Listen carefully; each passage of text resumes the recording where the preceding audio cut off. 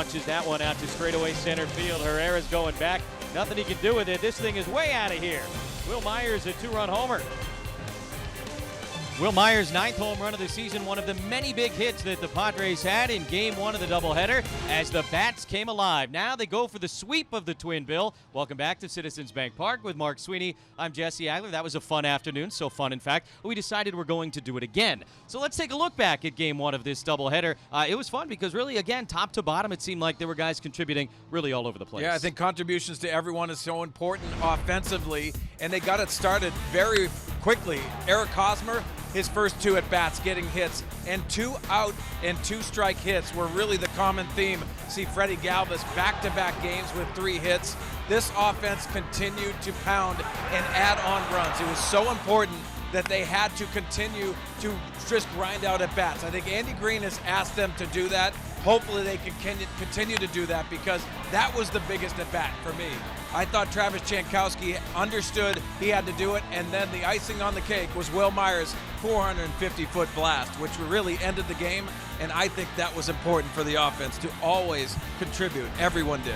Yeah, and that is the longest home run hit here this season by anyone. So they'll try and repeat it, or at least do a reasonable job repeating it in Game 2 of the doubleheader against Vince Velasquez. But you turn back the clock a couple of years, his only other start against the Padres, I mean, a phenomenal outing by this hard-throwing right-hander. Such a talented right-hander. I think the Philadelphia Phillies would like to see some consistency out of the right-hander. Well, this is what you revert back to, the consistency of the fastball, and the Padres are going to have to get on top of the baseball.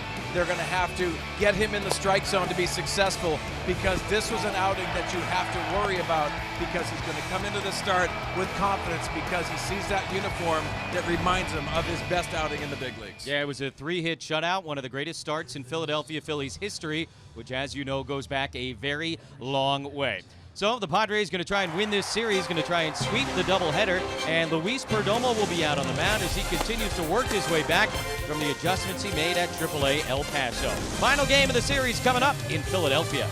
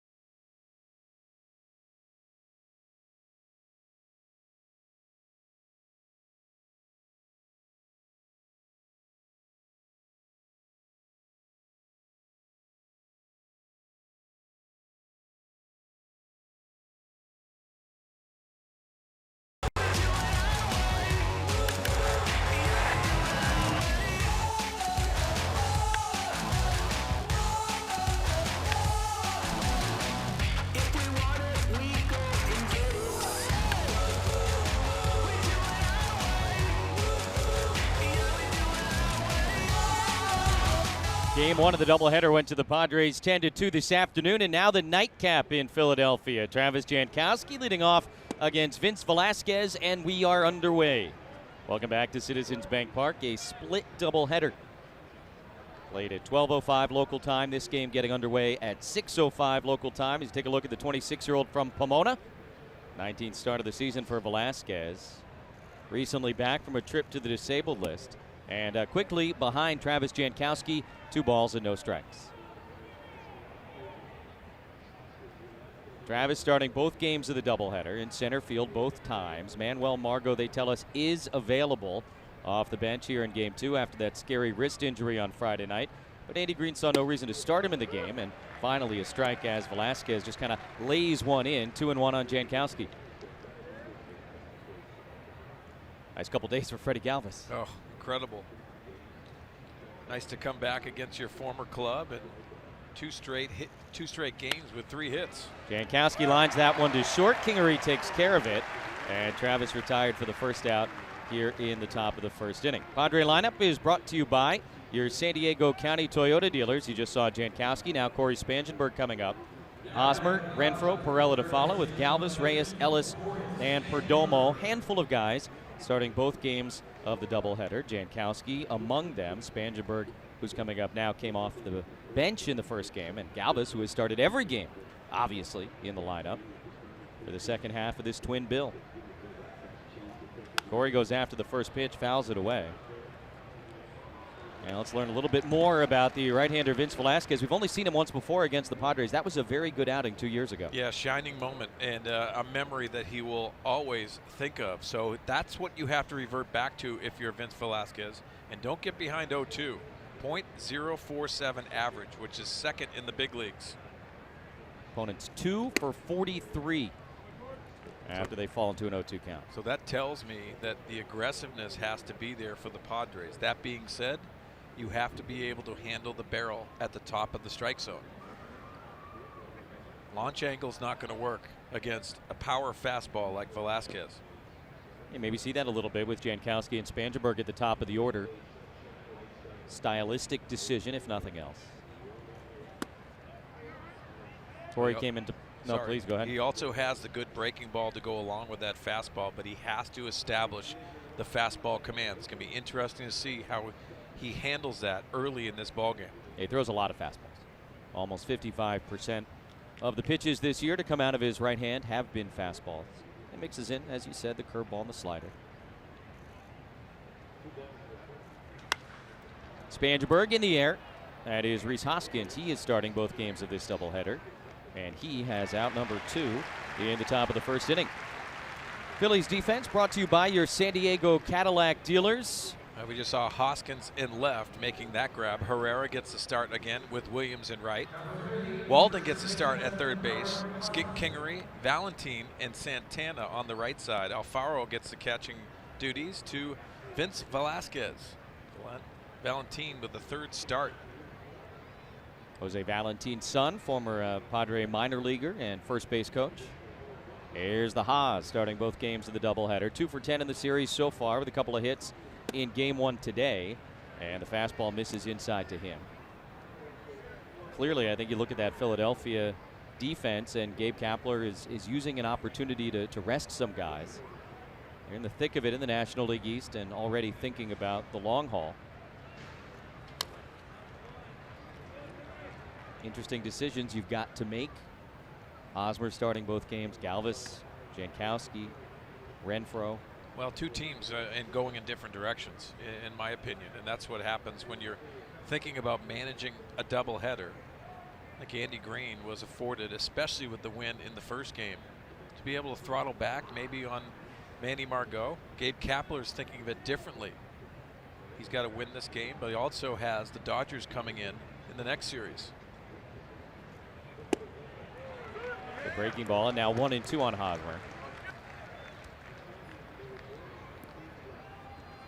Padres have scored 3 runs in the first inning in each of the first 2 games of the series. Friday night they got 4, and then 3 runs in the first game of this doubleheader.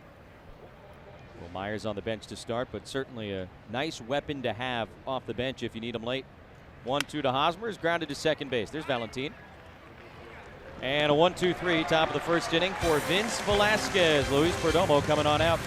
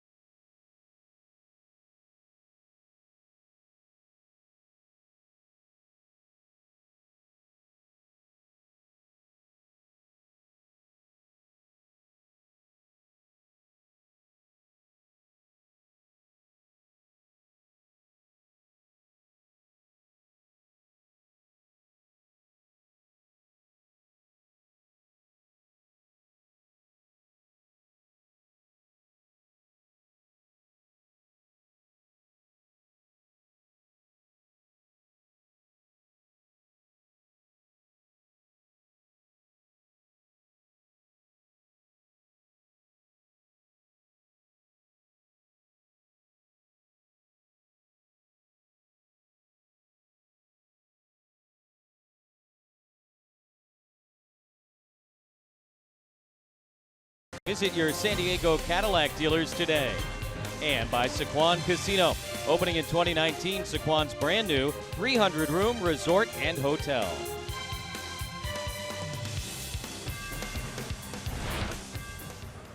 Luis Perdomo. It is his 8th major league start of the season. He's also had 11 starts down at AAA El Paso.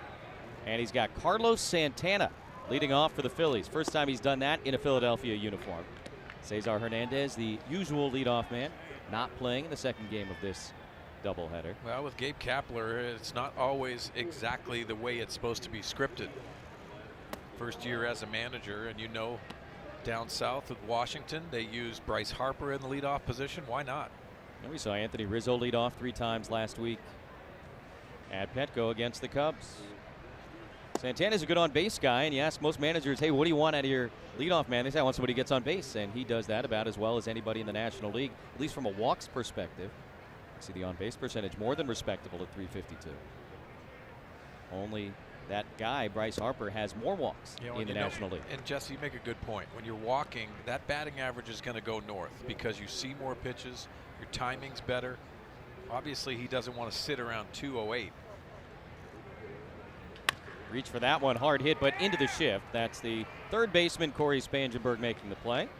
And leadoff hitter Carlos Santana is out, 1 down in the bottom of the first, and the Philly lineup is brought to you by your San Diego County Ford dealers. Hoskins coming up. He scored both Philadelphia runs in the first game of the doubleheader. Odubel Herrera will hit third with Williams, Valentin, and Walding in the middle. Kingery, Alfaro, and the pitcher Velasquez, who can swing it a little bit, round out the bottom of Gabe Kapler's starting 9. Perdomo has never faced the Phillies before.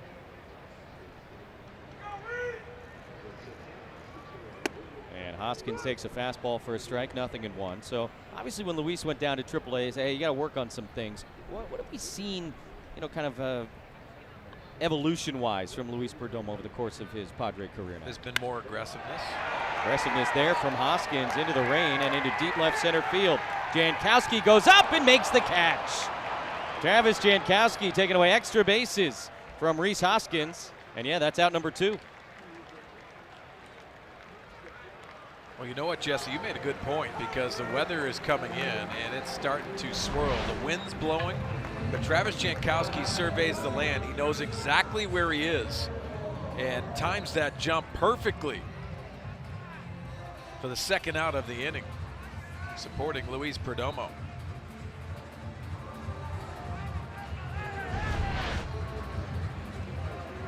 Tip of the cap to Travis. Base is empty for Odubel Herrera. And yeah, the forecast, it's not perfect Herrera goes after the first pitch, shallow left. That's Galvis, Renfroe coming together. Freddie makes the call, makes the catch, and a 1-2-3 bottom of the first for Luis Perdomo.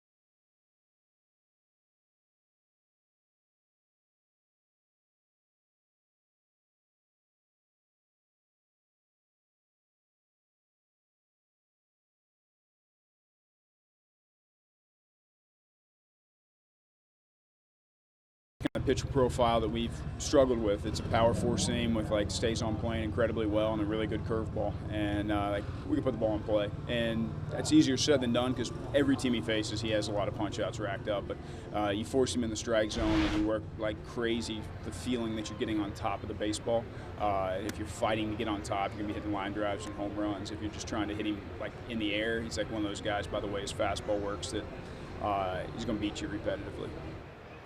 That's Andy Green talking about the challenges of facing Vince Velasquez. Now, we know that he has the explosive fastball, and it's not that the Padres haven't seen this type of pitcher before. In fact, Pivetta in game number 1 was very similar to Velasquez, but Pivetta pitched up from the waist up, and I think the Padres finally got some good looks at him. It'll be interesting to see if Velasquez is able to work down to then complement that fastball up. Sweens, your thought on seeing something in the same zone over and over again? Yeah, as we see Hunter Renfroe trying to really lift the baseball, you can't have that thought process. One, he is going to supply the power for you, so you don't have to overswing. You just have to control the barrel at the top of the strike zone.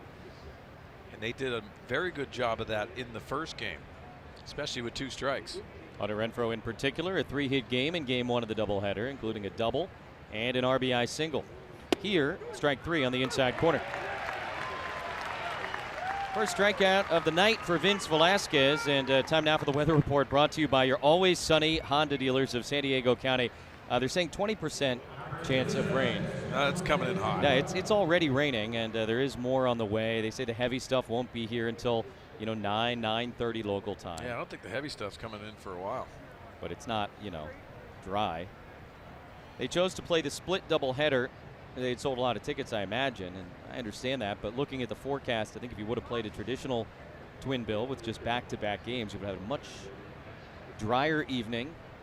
And you know what, Jess? The players would like that too. Give me 20 minutes, half hour. Jose Perella takes one, and he will become the first base runner of this game.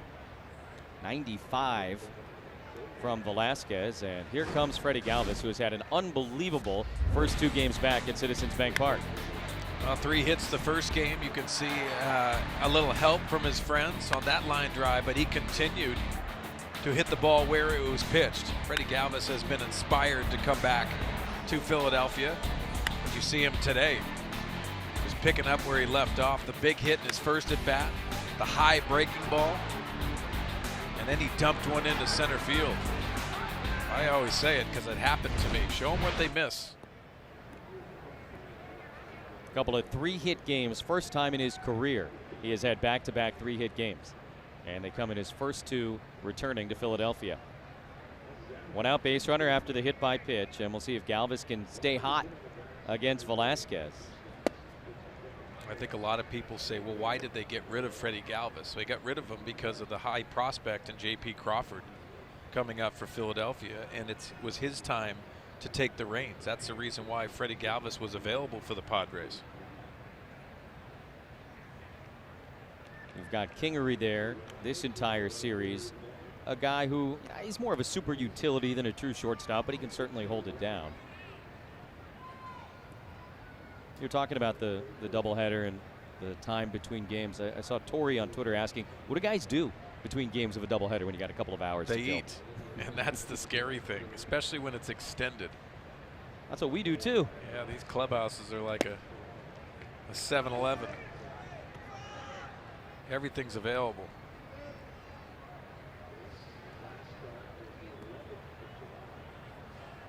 So you put your feet up, rest a little bit. Actually goes by more quickly than you might think, at least for me. Galvis in front, 2 balls and no strikes. And now 3-0. They're afraid of him. Tell you what, I got to commend the staff here at Philadelphia and what we had to eat in between games. Unbelievable. So thank you very much. Hospitality is perfect here in Philadelphia.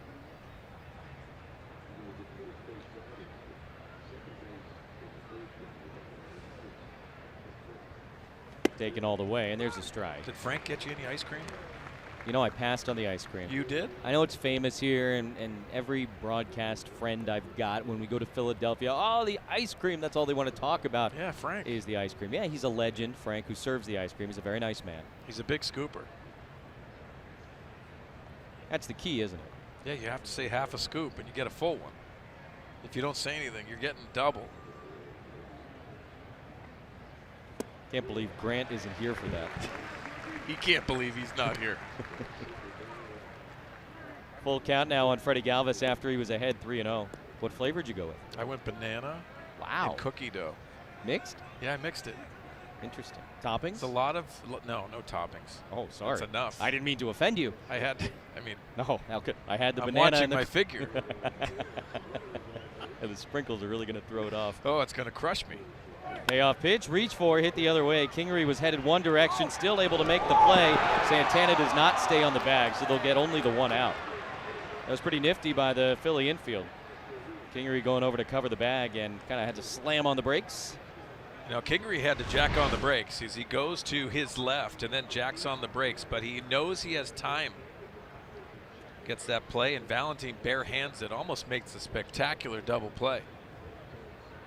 The shovel and the bare hand. That throws a little bit lower. They get the double play.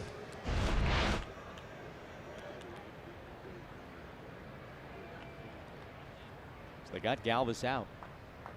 Reaches on the fielder's choice. Franmil Reyes making the start. He's in right field.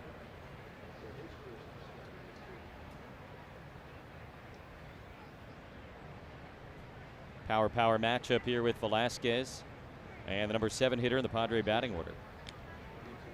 Freddie, as always, goes back standing up on those pickoff attempts. He has stolen 4 bases this year, been caught 5 times. Did most of his running at the very beginning of this season.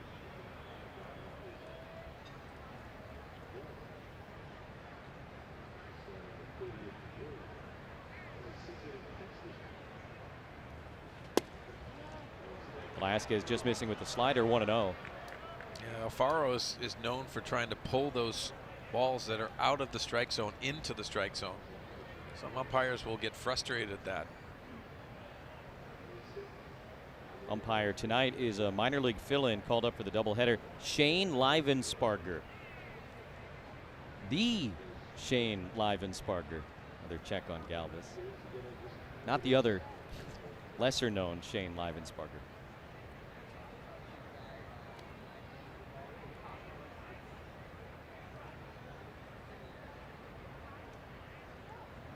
It's funny, Galvis and Santana are chatting like old friends, but they never played together.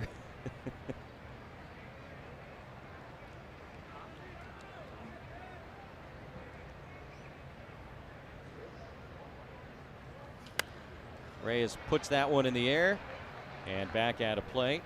Take a look at the keys to the game, brought to you by your San Diego Honda dealers. Well, it was an offensive attack in the first game, so continuing that. And there's challenges to that because of Vasquez's success the last time he faced the Padres. And Perdomo, good outing, comes with ground balls. Last season, 62% ground ball rate. This season, it's dipped down to 42. Already a ground ball out in the first.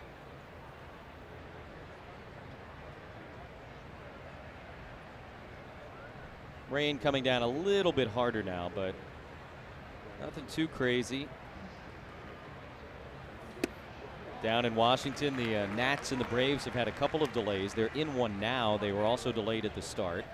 Up in New York, Mets and the Yankees playing the night game in the Bronx, and they're already talking about potential weather issues there. See if we can play through it here in Philadelphia.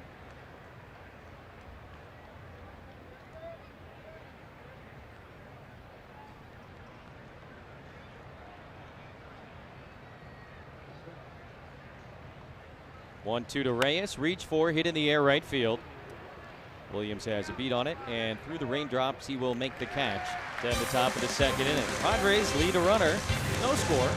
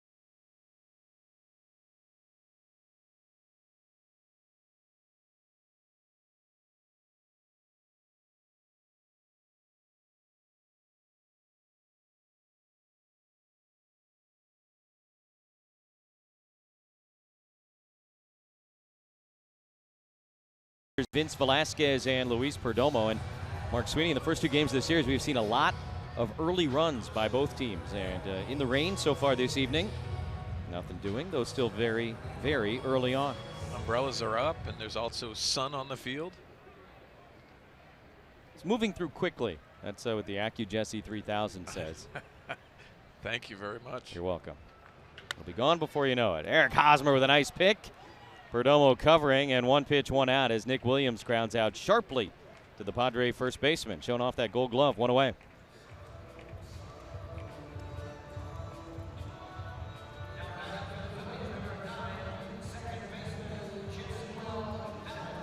So one out and the base is empty in the bottom of the second inning, and Jesmuel Valentin will come to the plate, getting the start at second base.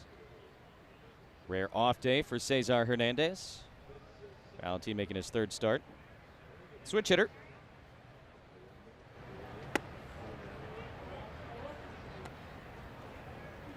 First time we're seeing Valentin in this series. Did not come off the bench on Friday, nor in game one of the doubleheader today. A little bit low, 2-0. You see that one home run. Well, his dad had some pop. Not a big guy in stature. But he had some intentions in the batter's box. His dad was originally signed by the Padres as a teenager, an international free agent, Jose Valentin. Traded to Milwaukee in the Sheffield deal. Never played for the Padres, though he did coach for them. And now his son, Jesmuel, 24 years old. Hard hit, and that's a base hit into right field. Snaps an 0 for 12. And the first hit of the game for either team here tonight. Yeah, Valentine, he's at second base. He's played third, left, right. He pitched last month in Milwaukee. Well, you can see the two-seamer and staying on top of it. Lining it to right field. Just good hitting by Valentine.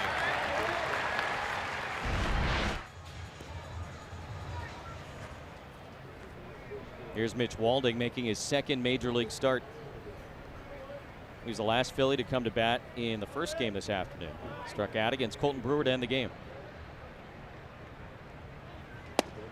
Tell you what, Colton Brewer had a pretty good curveball working today. The game was out of hand, but that's a good sign coming in and finishing that first game off.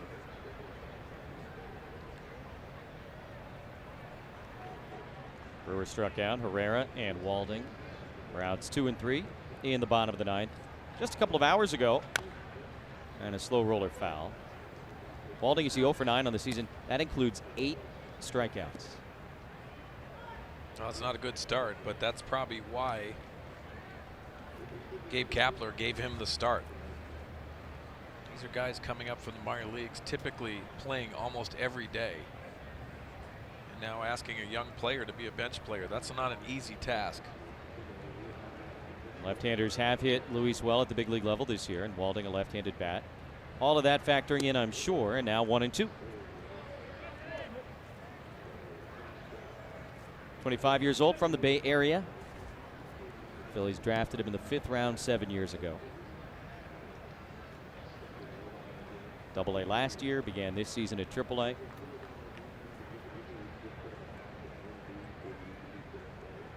Now the 1-2 from Perdomo, and another strikeout for Mitch Walding. So that's out number 2 in the bottom of the second inning. And time now for Tools of the Trade, brought to you by Ram Trucks. Well, we're going to focus on the hot corner, and Christian Villanueva going to his right with the glove work. This was game 1 on Friday, today, and you can see him with the scoop on the back end with Eric Hosmer. And then in comes Corey Spangenberg, and the reactions and the leaping ability of Corey Spangenberg, snatching this line drive out of the air.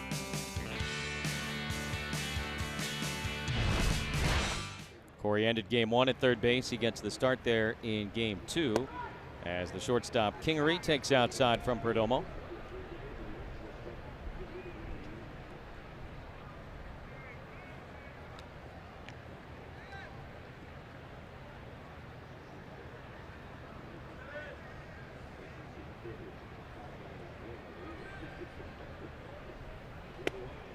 Nice slider and a called strike, 1-1. Luis in his 11 starts at El Paso went 6-2 with a 3.10 ERA. But he has struggled in the big leagues this year. His last start was Saturday against the Cubs. He took the loss. Couldn't get out of the 5th inning, allowed 5 runs. 2 homers. Those didn't help. Kingery chops this one to the left side. There's Corey Spangenberg at the hot corner, and there is out number 3 in the bottom of the second inning. Still no score. Going to the 3rd in Philadelphia.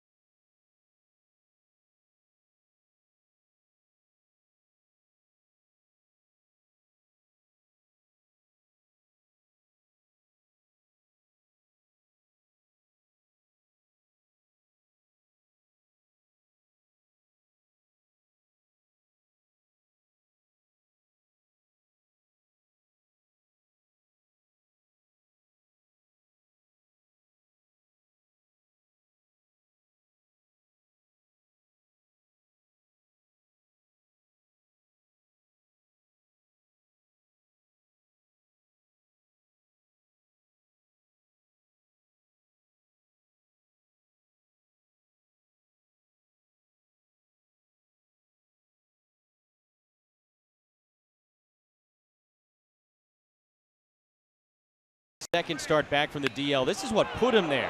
Back on June 30th, Adam Eaton of the Nationals hits a rocket shot off his right forearm. Look what he does. He picks the ball up with his left hand and throws Eaton out. Obviously in a great deal of pain, and lucky for him, only had to miss a little bit of time. That's one of the most unbelievable things I have ever seen. The guy gets hit in his right arm. He's a right-hander, and he throws him out with the left hand. Yeah, one of the best plays I've seen all year long, and I'll tell you why. There's a lot of people that have said that Velasquez is obviously ambidextrous, so he's done that before in batting practice, but in the heat of the moment, dropping your glove and being able to throw a strike to get the out, and that was Adam Eaton for the Washington Nationals getting down the line. Very impressive play. Yeah, to be able to pull it off in the moment and not throw it down the right field line and get him out, really an incredible athletic feat. Pomona guy, and he misses high to A.J. Ellis. Getting the start behind the dish, not in left field where we saw him on Friday night.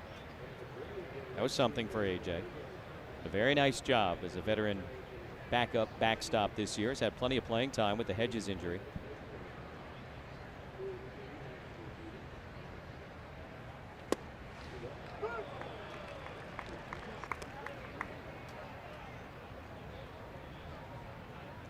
There's Austin. Caught a good one this afternoon.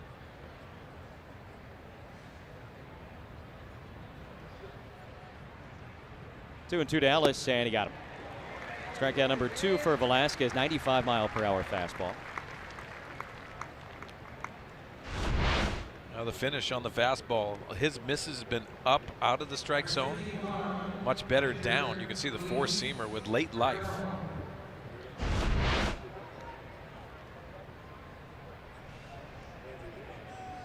Both Velasquez and Luis Perdomo can swing it a little bit.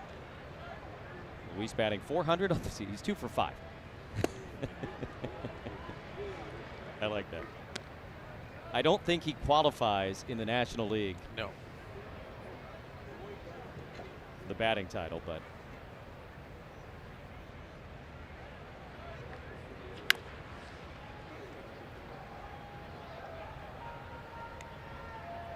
Velasquez getting the start in the final game of this series. Philly starting pitching's been really good this year, and the last guy on this list, an all-star this season, Aaron Nola, 12-3 with a .230 ERA. Padres miss him, but a pretty good Cy Young crop in the National League so far. Obviously, DeGrom's win-loss record is just way out of whack, but he's been sensational this year. Perdomo strikes out, 2 away in the top of the 3rd inning.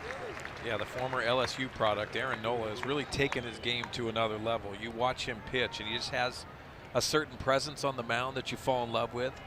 And why they went out and got Jake Arrieta to probably finish off the development of an Aaron Nola. Aaron Nola is going to be their #1 if he continues on this path. He certainly has been the best guy in their rotation this year. Velasquez now second time through. He's got Travis Jankowski at the plate. Travis lined to shortstop to lead off the game, and he takes a slider for a strike. You know who Aaron Nola reminds me of, and it's not necessarily because I think this guy was taller, but Andy Ashby. When Andy Ashby in 1998 put it all together, was an all-star. Tremendous stuff. I think Aaron Nola has the ability to be that guy and even better. And that kind of speaks volumes, because I thought Andy Ashby was that guy that predominantly in his career, if he had the stuff he had in 1998, he would have been an all-star for many years. Obviously a very good Padre, but Aaron Nola is that guy that the Phillies are going to hopefully lean on for years to come.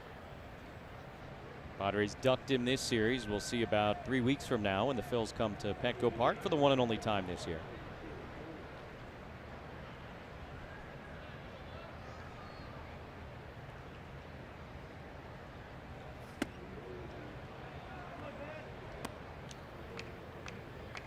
Padres will not see DeGrom in New York. They were supposed to see Noah Syndergaard on Wednesday afternoon at Citi Field, and they will not. We'll talk more about that in the bottom of the inning.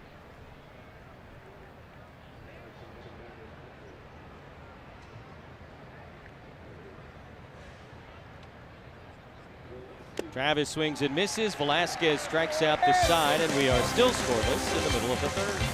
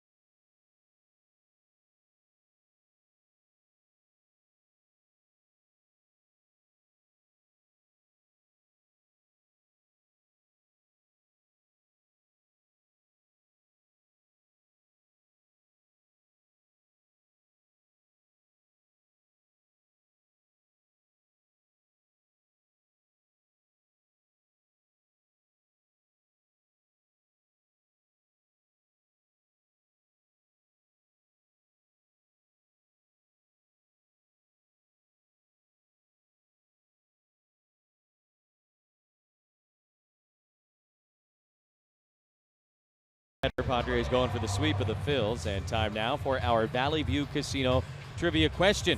6 different Padres have collected 7 hits in a single doubleheader. That is a club record. Name 3 of the 6. Oh. So my strategy would be think early history, because you had a lot more doubleheaders. Like Nate Colbert jumps into my mind. Are we allowed to talk about it, or is that against Chiron Bob's rules? Okay. I'm gonna go out on a limb and say Tony Gwynn did it. That would be another one, even though he played in an era of fewer doubleheaders. He's Tony Gwynn, It so didn't matter. Yeah, you put him in there. I'm gonna say Brian Giles. Do you remember something specifically? I just remember him getting a lot of hits. All right, so that's 3 between the 2 of us. Nate Colbert, Tony Gwynn, Brian Giles. I'm going to throw Dave Winfield's name out there. Try to think of leadoff hitters, more at bats.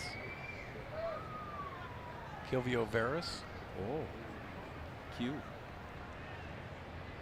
Jorge Alfaro has never had 7 hits in a doubleheader, and probably never will as a catcher.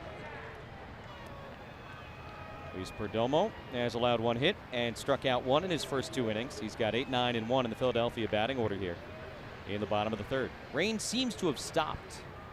They had the tarp uncovered last inning. They have covered it back up, and so, like we said, it would pass through quickly, though there is more on the way. Now 2-2. Well, early in this outing, we've seen improved secondary stuff from Luis Perdomo. Good slider right there. Also, the changeup has been improved.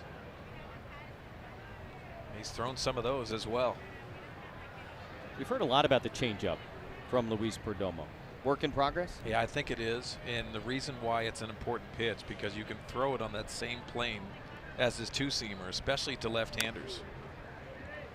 And why I say that, because it comes out of the hand hard, and it looks like that 2-seamer. If you could take a little bit off, you could get some swing and miss. And that's important for Luis Perdomo, not necessarily setting up strikeouts, but it has a lot to do with weak contact.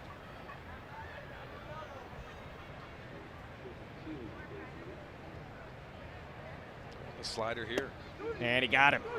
Alfaro frozen, and strikeout number 2 for Luis Perdomo. 1 away in the bottom of the third.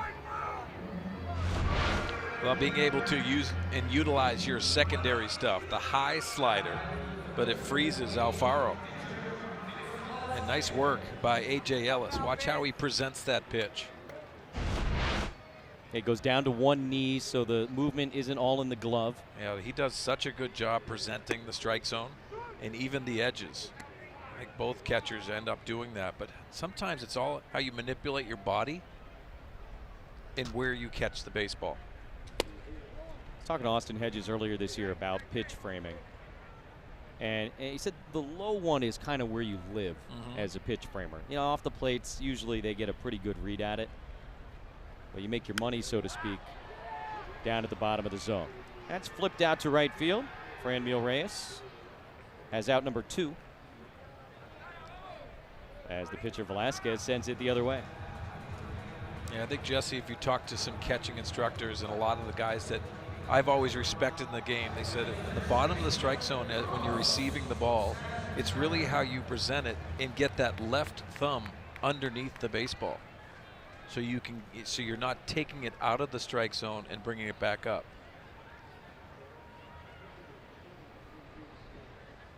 Leadoff man Santana swinging at the first pitch after the pitcher made out. Galvis throws him out, and that's it for the Phils in the bottom of the 3rd.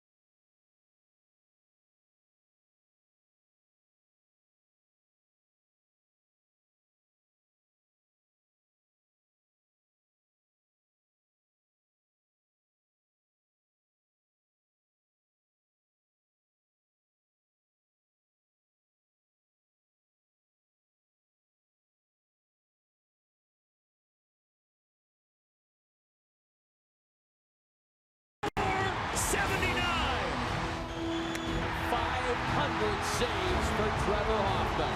He's going to have a plaque right next to yours in Cooperstown someday, Mr. Gwynn. Trevor Hoffman, number 600. Oh, next weekend is going to be a very special weekend in Cooperstown, New York for the entire Padre family. And all next weekend on Fox Sports San Diego, we'll have you covered. Moments recapping the life and career of Trevor. Mark, you'll be in Cooperstown reporting from Hall of Fame weekend. This is going to be a lot of fun. It's going to be an honor just to be there. Well, Herrera having some trouble tracking this one. The wind really carrying it, and Odubel does run it down. So Spangenberg flies to deep center on the first pitch of the top of the 4th. You know what, tomorrow, I mean, just being able to honor Trevor Hoffman and the great career that he had, so important for the Padre history to go along with that. And I think it's going to be really said in his speech. He's very well thought of. Glenn Hoffman, older brother of Trevor, is going to be there. Should be very special. I know a lot of fans are planning to get to Cooperstown, and I just can't wait to be there.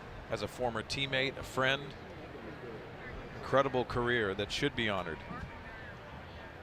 I've heard a lot of Padre fans with the team playing the Mets this week saying, hey, let's make a trip of it. You know, summer vacation, go check out the Padres and the Mets at Citi Field, and then the drive up to Cooperstown for the weekend. So the Padre fans well represented here, should also be well represented in Flushing tomorrow, Tuesday and Wednesday. We mentioned earlier, no Syndergaard. He was supposed to start that game on Wednesday afternoon for the Mets. He has been placed on the disabled list today, and this is not your normal baseball injury. And the Mets have just had a rough go of it on the field with injuries, PR type stuff. They're getting knocked around pretty good in the press right now in New York. And Noah Syndergaard, if you have a kid in daycare, you understand what I'm about to say. If you don't, you're going to be very confused. He's got hand-foot-mouth disease. And as the parent of a toddler, I'm actually quite familiar with it. Is at the daycare, they all give it to each other constantly. It's just a little virus. It goes away in less than a week usually. But it's really something that the grown-ups don't usually get. But apparently Syndergaard worked with some kids at a camp during the All-Star break, and he picked up hand-foot-mouth disease, sapped his energy. He didn't look good the other night in his start, and they've put him on the DL. They hope he only misses one turn in the rotation. Now that's interesting because his name, and along with Jacob deGrom, has been mentioned in a lot of baseball circles. Hosmer strikes out. That's 5 for Velasquez. Possible trade chips. But if he's on the disabled list, you wonder if that's even going to be a thought process. All right, let's answer our Valley View Casino trivia question. We only needed 3. I think we threw out a few more names than that. I'm saying 1. 6 different Padres have collected 7 hits in a doubleheader. Name 3 of them. So if you're playing at home, Nate Colbert, Mike Ivey, Gene Richards, Kevin McReynolds, Derek Bell, and we had 2. We had Tony and Colbert, right? We failed. Well, you could say you had 2. No, we were a team. We're working together Richards, on this. Remember him choking up, way up on the bat? He was my single-A hitting coach with the Angels. Really? And I said to him at first, I said, listen, I remember you choking up like that. I can't do that. So let's start from there. And we had a good laugh about it. Gene Richards had a very good career and continued to mentor us at the single-A level.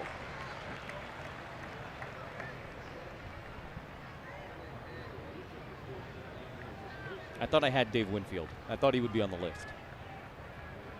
I was wrong. Renfroe has already struck out once. He is behind 0-2.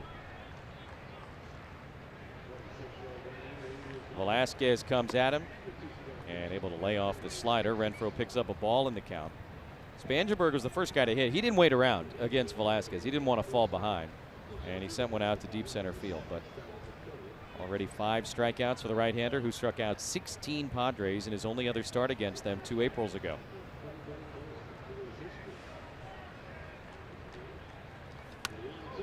Will Myers, the only guy in the starting lineup that day and tonight. That's how much the Padre roster has turned over in just 2 years. That was April of 2016, beginning of the season.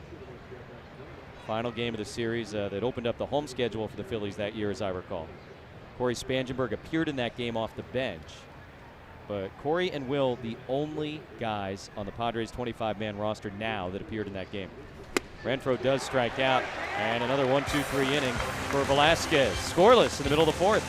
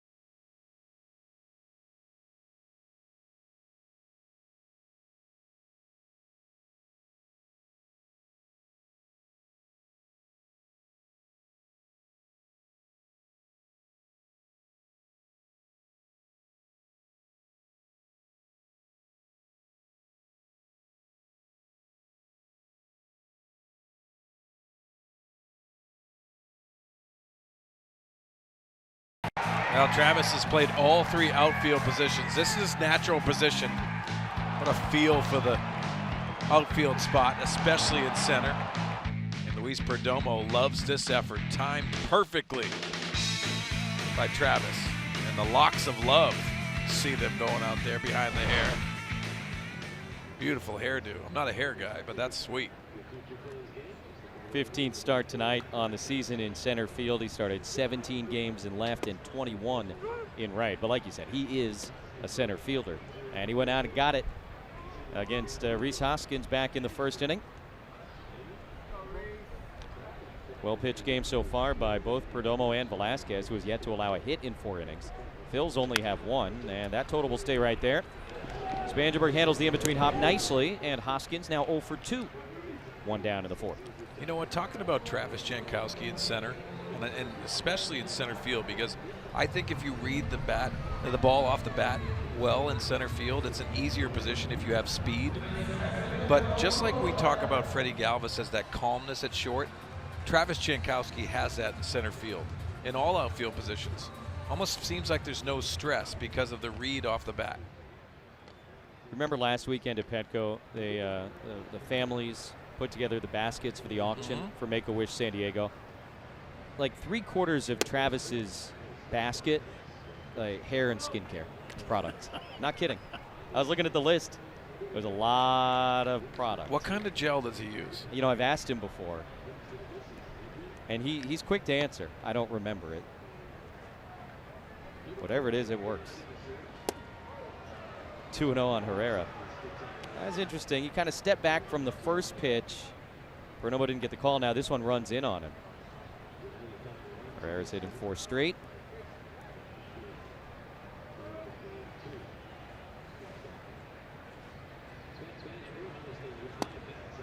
And now a strike.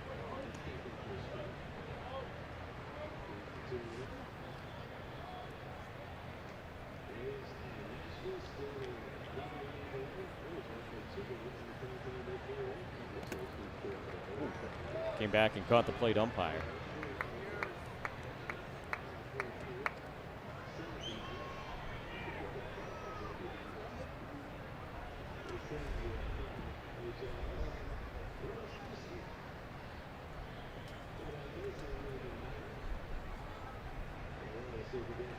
Strike 2. Odubel Herrera's hit in 10 of his last 11 starts. And he's kind of, along with Hoskins, that key guy in the middle of the batting order for them. First place Philadelphia Phillies. Still reigning in Washington. That was, at a point, Scherzer and Fultonevich. After the Padres won Game 1 of this doubleheader, the Braves and the Phillies tied for first in the NL East. And I think everybody else just kind of waiting to see if Washington ever makes a move.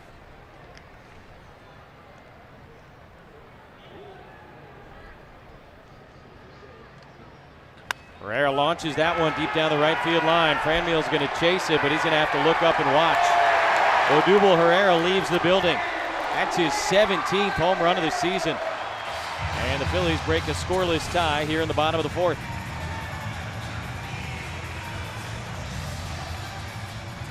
Oh, he saw a lot of pitches and eventually got one he liked. Yeah, it looked like he was taking all the way through until he got 2 strikes. Had a big swing at the previous pitch, which was a fastball. This is a slider down and in, right on that bat path. Most left-handed hitters like to drop the head of the bat right on the baseball, and it takes off. See, he didn't have very good balance, but it just took off because it was off the sweet spot. Herrera has really tormented the Padres in his major league career, hitting about .360 against San Diego, and now adding a home run to that tally. So 1-0 Philadelphia in the bottom of the 4th. First time in this series they have scored first. Nick Williams, hard hit, through for a base hit.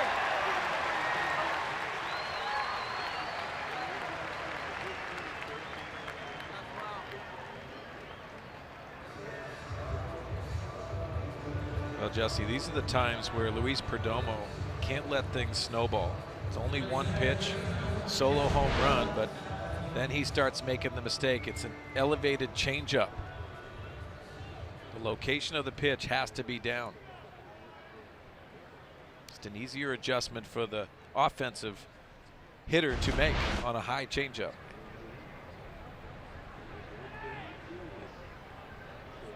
Perdomo, of course, for a time was a ground ball machine, but you mentioned the numbers earlier. He's a little bit of a different guy here in 2018. But when he's sinking that fastball, he'll get ground balls, double plays all day long, like Clayton Richard. Bob Scanlon downstairs. How do you compare Perdomo's repertoire and just sort of the way he works now as compared to when we first saw him 2 years ago? You know, it's interesting. When he first came up, he was basically a four-seam fastball guy and trying to throw the ball by everybody. And then he figured out, oh, I've got a sinker that I can get guys out with. And he fell in love with that, and that was very successful for him in his first year, that Rule 5 year. But, you know, as we all know, you can only live with one pitch for so long. And so now it's sort of the development, okay, the league's seen you. You need to start using that pitch to both sides of the plate. And now that he's come back, it's, okay, we need to reincorporate that four-seam fastball that he initially used, start using the changeup. So, look, to me, he still hasn't mastered command of the two-seamer. And now he's trying to throw a four-seamer and a changeup as well. I think he needs all of those pitches, but he really has to get one pitch that he knows that he can go to when the game is on the line. We've talked about getting out of these tough situations. He's got to find that pitch or two pitches that he knows he can go to in the key clutch moment to get out of jams like this, to do what you said, Mark Sweeney, keep the damage to a minimum. Yeah, Bob, how do you balance the situation where you have mechanics and command, but also mentality? Because he's shown his frustration on the mound at times, and I'd like to see him mature a little bit with that. How do you figure that element out? You've got to remove the mechanics. Mechanics cannot be an issue for you in the middle of the game at all. That is all the work that you do in the bullpen in between starts. By the time you get on the mound, the only thing you have to think about, the only thing you can think about, is hitting that mitt, making your pitch, being 100% committed to it. That doesn't mean that you don't make tweaks in your mechanics, but if you're thinking about your mechanics, you've got no chance of being 100% committed mentally to hitting that mitt and making the pitch you need to make. Hit the mitt there just a little bit low, and now he's behind on Valentine, 3-1. And you know, it's interesting. I had to learn this at the big league level myself because I was a guy that tried to rear back and throw harder. And I finally realized that as the going got tougher, the more that I could just remove myself from the situation, remove myself from the anxiety that was created, and just focus on one thing, as simple as it sounds, but just making this pitch. That's the only thing I have control of right now. Just make this pitch, get focused on the mitt, and the more I did that, all the rest of the stuff just disappeared, and all of a sudden I started getting outs. Popped up behind the plate. Spangenberg, Ellis both giving it a look, and that'll be caught by Corey Spangenberg right on the railing. Corey never gave up on it, and right in front of his buddy Austin Hedges in the Padre dugout, he's able to make the play. Well, he goes a long way. It's in the shift, so he had to look a couple times at where that railing was and get his bearings straight. And the glove work by Corey Spangenberg, very good catch. That's the defense you need to try to get out of these situations that Perdomo's in. Nicely done by Spangenberg. He had the leaping play on a line drive earlier in the first game of the doubleheader, and now a great job on a pop-up in foul ground. Now Mitch Walding 0 for 1 with the strikeout. We mentioned now in his big league career 0 for 10 with 9 strikeouts. His only non-strikeout was a double play. Hang in there, man. The hit will come at some point. Yeah, that's not a good feeling to start your career, obviously.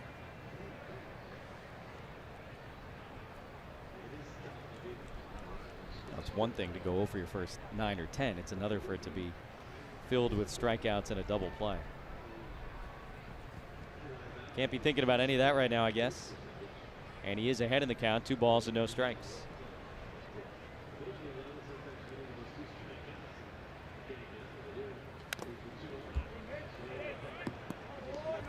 Take you a little while to get your first major league hit, or did you jump right to it? My second game, I ended up getting a hit, but I tell you what, it's not something you should be thinking about, because it's very similar to what Bob said. You get in the batter's box and you clear your mind, simplify it. And what we do as young hitters, we get up there and we just make it very complex. Most times you're getting yourself out rather than them getting you out.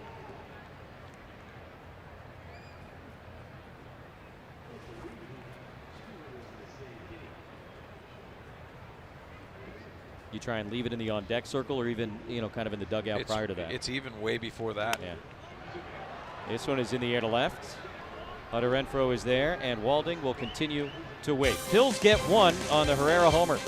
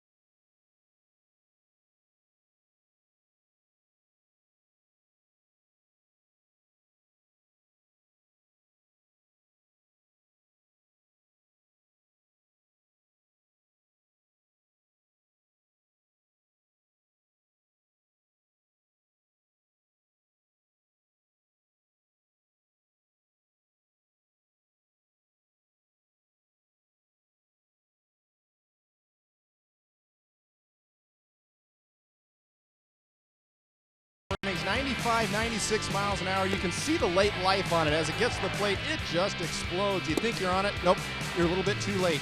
He's been absolutely overpowering with that four-seamer, but it hasn't just been four-seamers. He's been putting guys away with it. 6 strikeouts so far tonight, including 5 of the last 6 batters that he's faced. But he's also done a nice job of incorporating a nice little two-seamer as well to keep guys off balance and saving that explosive four-seamer for later in the count, guys. And now the Padres go back to work against him, attempting to find their first hit of the game. Jose Perella, the only guy to reach safely, and as you see, he was hit by a pitch with 1 out in the 2nd inning. 6 strikeouts, no hits for the 26-year-old. And Perella taps that one back to him. Velasquez doing it all. And 1 away here in the top of the 5th.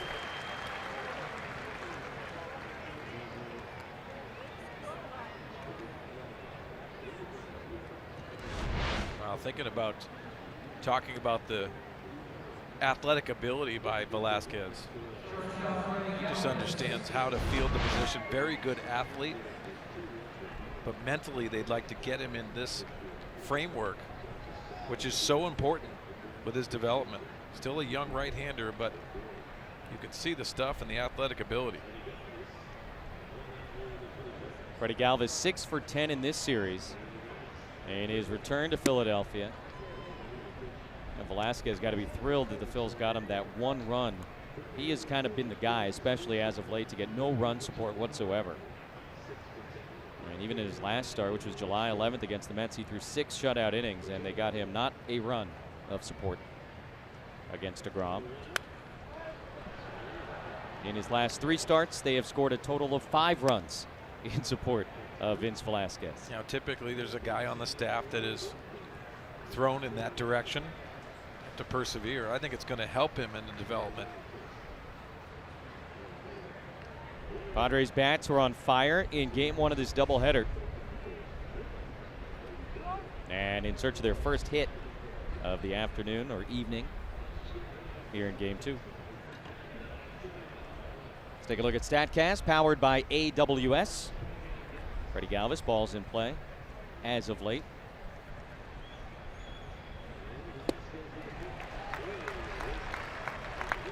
That's a really good changeup. Good arm speed and very good location.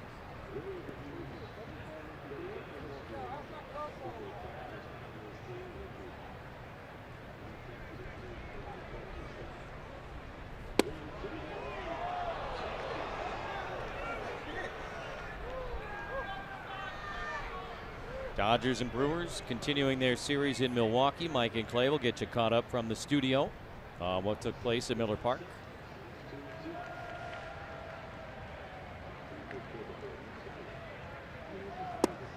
Galvis again takes just a little bit outside. He's run the count full. Plate umpire hearing it from the fans and maybe from the Philly dugout as well, but he's been pretty on top of it.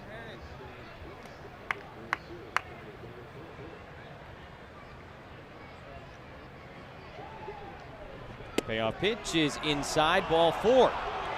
First walk of the night issued by either starting pitcher. And a 1-out base runner for the Padres in the 5th.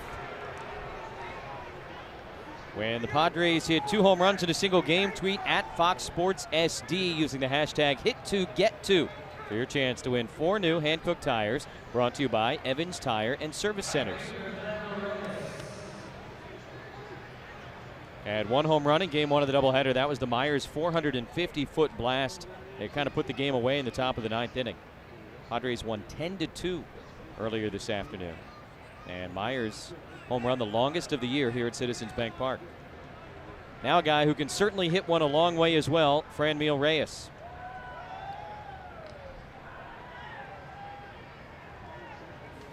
Swings through it, 0-1.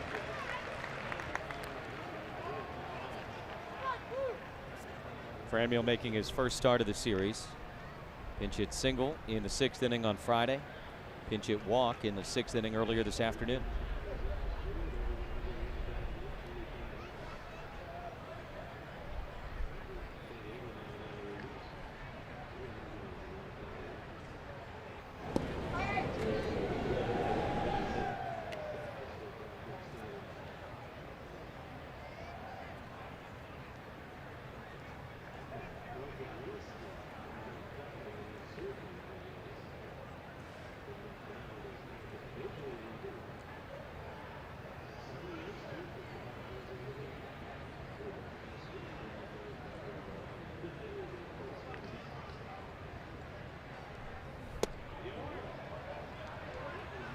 Yeah, Velasquez wants those corners. He's not getting them, but as we can see, those pitches are outside. They were to Galvis, and that one certainly to Reyes. Yeah, and I think the fans are getting upset because Alfaro's trying to present it like they are strikes. And he continues to drag them into the strike zone after they are off the plate. Galvis, pretty good lead at first base, not running. And again, a little bit outside, ball 2. We talked a lot about the catcher Alfaro on Friday night. He had a rough one back there. Velasquez has been very efficient so far in this game.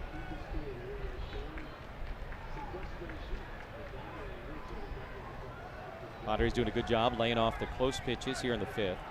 Galvis walked, and now Reyes ahead in the count. Freddie picked off, and he knew it. Galvis leaning the other way. And that's the first time we have seen Freddie Galvis dive back to the bag. That's how caught he was.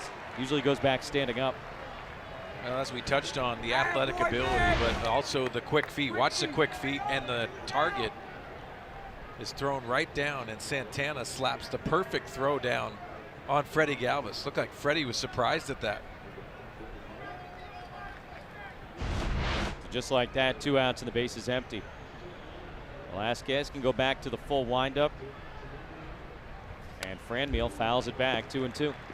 Franmil continues to overswing at that fastball. Why I say overswing, when you start tensing up, the barrel drops down and you get below the baseball. Mentioned, by the way, Galvis never diving back head first. I asked him about it earlier this season. He said he suffered a pretty bad shoulder injury when he was 16. And he thinks in his big league career, maybe 2 or 3 times he's ever dove back on a pickoff attempt like that. He tries not to. Reyes chops that one over to shortstop. Kingery's got it. And still no hits for the Padres in 5 innings against Vince Velasquez. 1-0 Phillies halfway.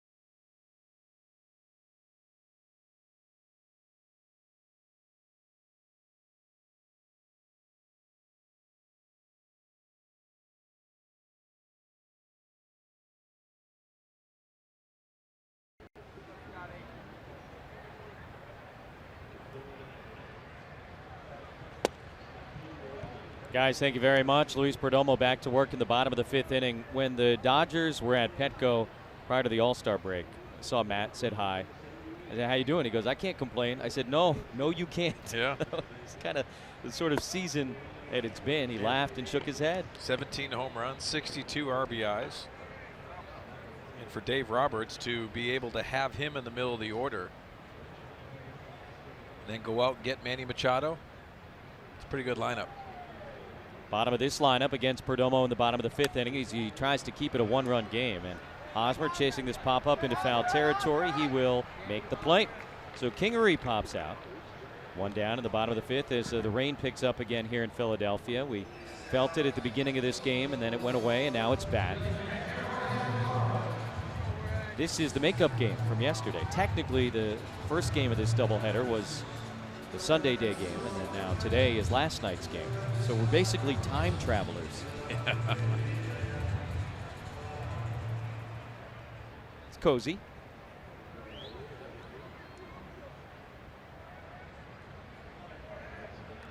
Here's the catcher, Alfaro.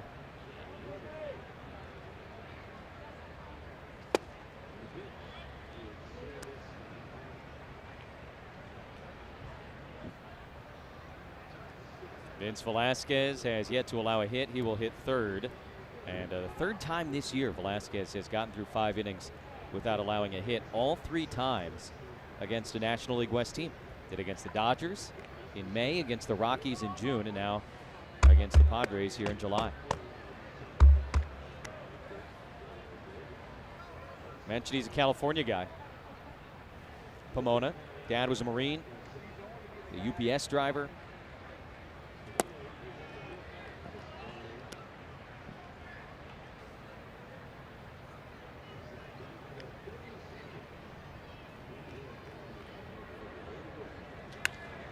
Alfaro skies that one out to center. Jankowski makes the play in the rain. Out number 2, and our time for the Kia drive to success. Freddie Galvis has returned to Philadelphia, and he has had success. He had success as a Philly. He's having success here as a Padre, and most innings played this season. It's really not all that close. He has started every single game for the Padres this year. And I'll tell you why, because he has the mentality that he came up to the big leagues as a reserve and then got that opportunity to be an everyday guy. And he doesn't want to take that away. He doesn't want to give anyone else an opportunity. And I love that mindset for Freddie Galvis, because it's not a selfish mindset. It's about playing the game and being prepared to do that. I think Andy Green loves that from his shortstop. So much so that it has really allowed the Padres some great roster flexibility. They're not carrying any kind of traditional backup shortstop. Yeah, and that's the reason why you have versatility in other spots. You can add to the roster. You can also add another reliever at times, which has been important for the Padres.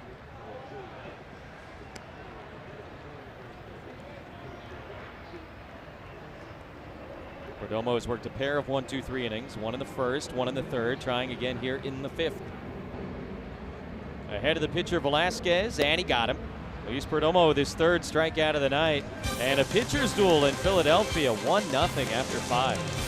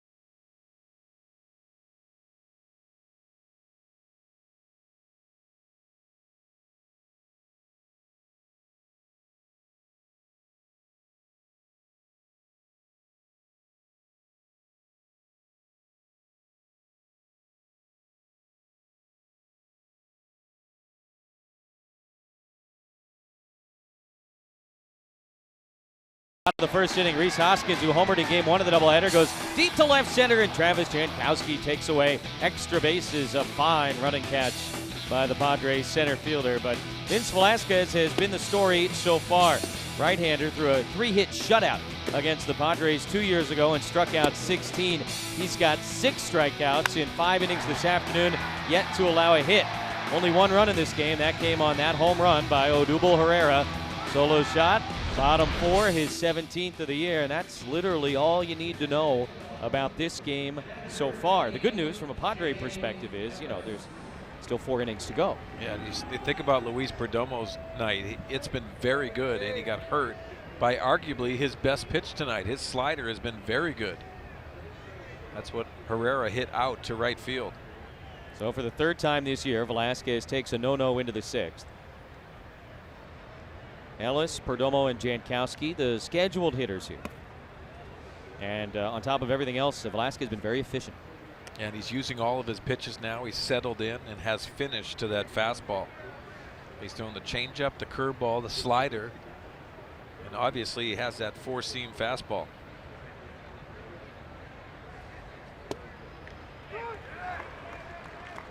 And what that breaking ball does, Jesse, is it gets another thought in your head. And all of a sudden you're in between, and that fastball gets blown by you. Padres trying to sweep the doubleheader, but first things first, they need a hit against Velasquez.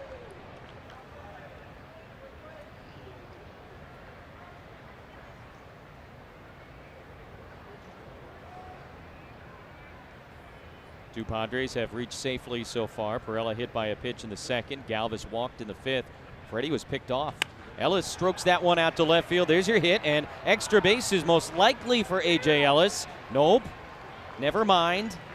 Nicely done out in left field by Hoskins. He got it back in a hurry, and A.J. had no reason to push it. But the first Padre hit of the night, a lead single here in the top of the 6th by the veteran catcher and former Philly, A.J. Ellis.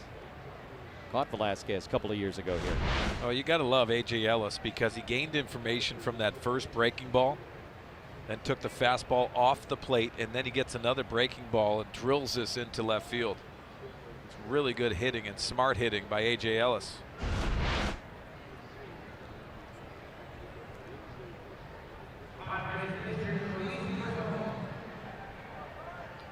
Talked earlier about Perdomo's ability to swing the bat, but imagining this is a sacrifice situation. 9 career sacrifice bunts, none this season, and he fouls that one straight back.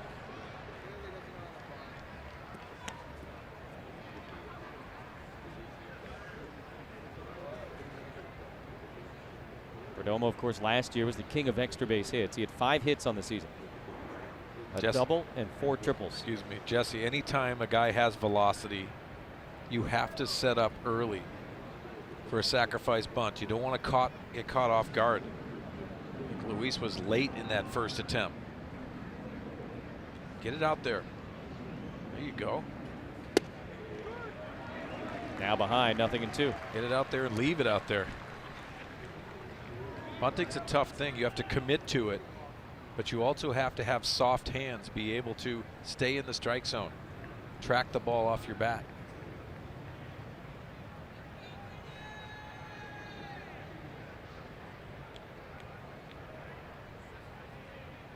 Walding still in at third base. Phillies expect him to try and bunt again. He will, and he pushes it back to the pitcher. Velasquez goes to second, and they got him.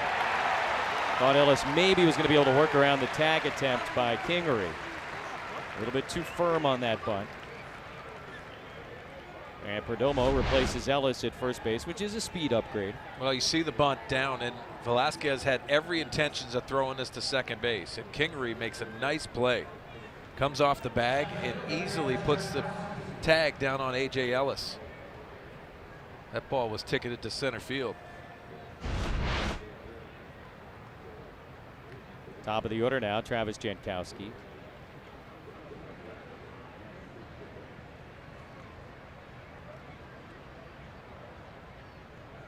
Seen Tyson Ross steal a base this year. Perdomo's got the wheels, though he's never attempted a stolen base. Jankowski grounds it to the right side. Nicely done by Valentin, but he throws it away. Perdomo going to slam on the brakes after the wide turn. And the Padres finally putting some balls in play here against Vince Velasquez have been rewarded. Runners on first and second, only one out here in the 6th inning, down by a run. Now Valentin tried to quicken up on this play. Makes a very good diving play. Sets himself in a good situation to throw that and keeps his momentum going towards the outfield and throws this into left field. Didn't have a good grip on that ball. You see Perdomo going into second base. Perdomo safe there on the error by the second baseman. Jankowski reaches on a fielder's choice. And now a big moment for Corey Spangenberg.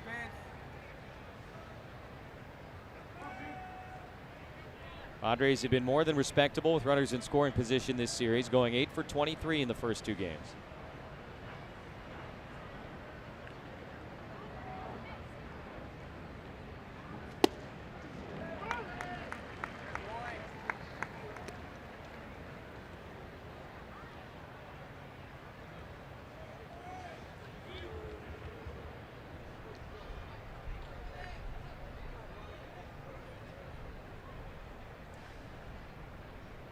Playing pretty much straight up with a couple of runners on. Herrera a little bit shallow maybe in center field.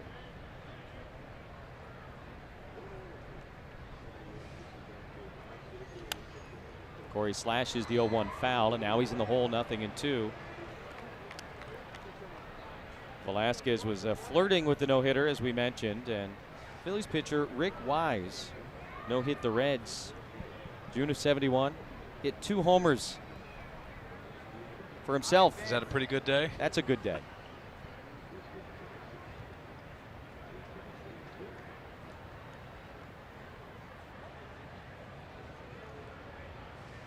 That'd be a fun one. The best hitting performances by a pitcher on a day they threw a no-hitter. That's obviously on the list. That one goes all the way to the backstop, but bounces right back to Alfaro. And I'll tell you what, pretty good read by Perdomo. Sure was.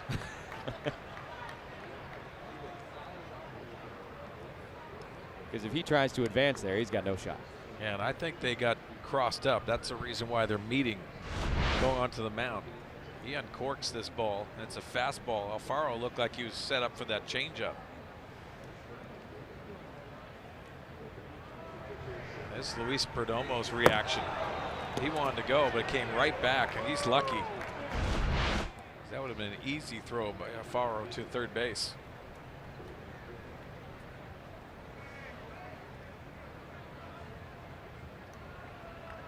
Alfaro committed an error in the game on Friday night. Padres stole a couple of bases against him.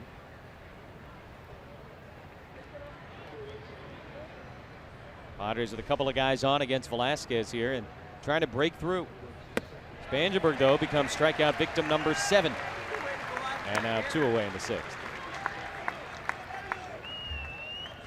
They'll set up perfectly. You see the fastball previously set up the breaking ball. 2-strike curveball and putting him away in a big situation.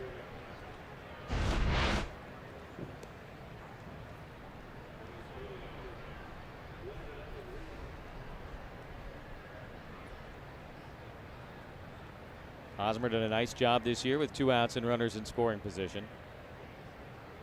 A couple of hits in the first 2 games of this series. He bats here with Perdomo at second. Jankowski at first with great speed. And that one skips in, and again Alfaro able to keep it relatively close by.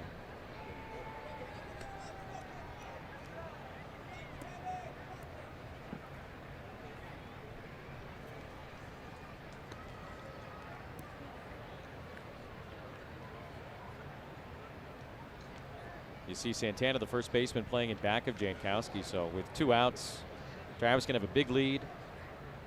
Go on contact. If Hosmer can find a gap, Padres could take a lead.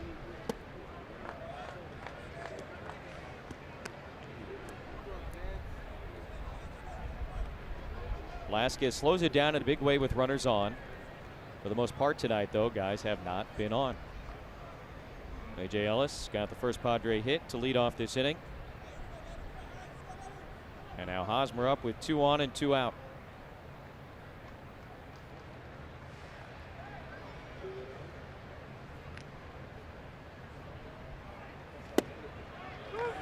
This time Velasquez gets the call, and 2-1 on Hosmer. Eric was part of the hit parade in the first game of the doubleheader. He went 2 for 5 with an RBI single. He scored a couple of runs. As the Padres scored 10 times against Philadelphia on 15 hits.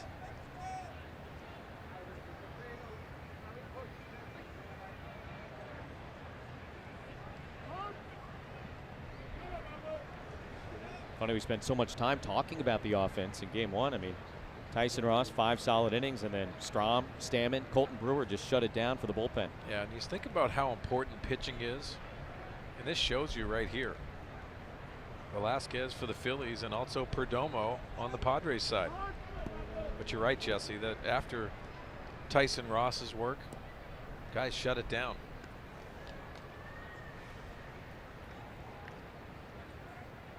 Phillies 2 runs on 6 hits. They had base runners, ended up leaving 11 guys. But a nice job by the Padre pitching staff in the first game of the doubleheader. Hosmer rolls one foul now, 2-2 on him.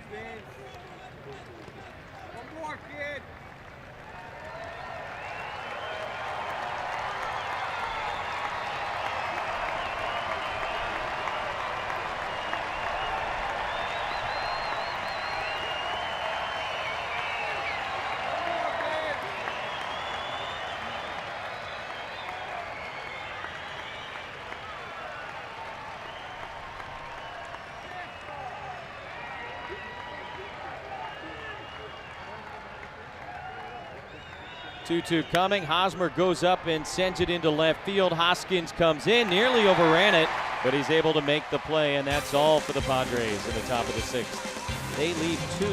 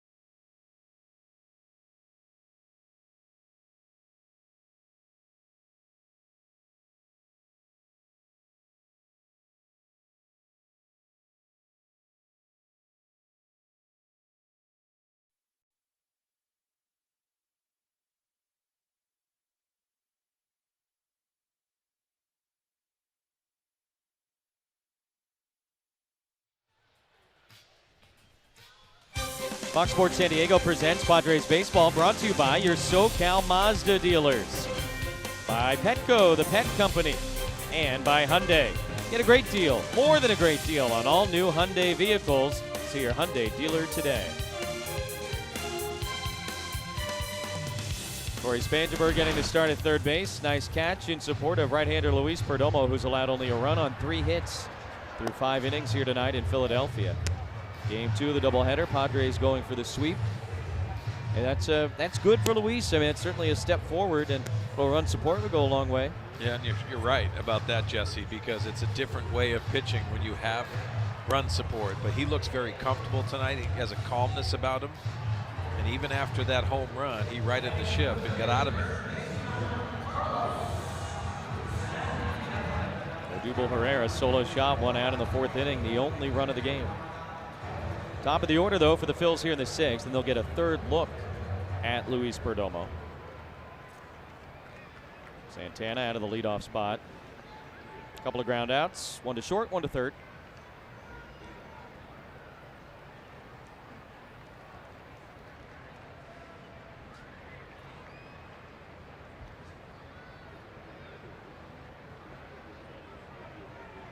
Imagine Santana leading off for the Phils for the first time this year. But Terry Francona did use him on occasion, more than on occasion, as a leadoff man in Cleveland. We looked at him on a baseball card. You wouldn't think leadoff hitter, but as discussed, the on-base percentage lends itself to the idea, at least occasionally. Hit it right into that shift his last time.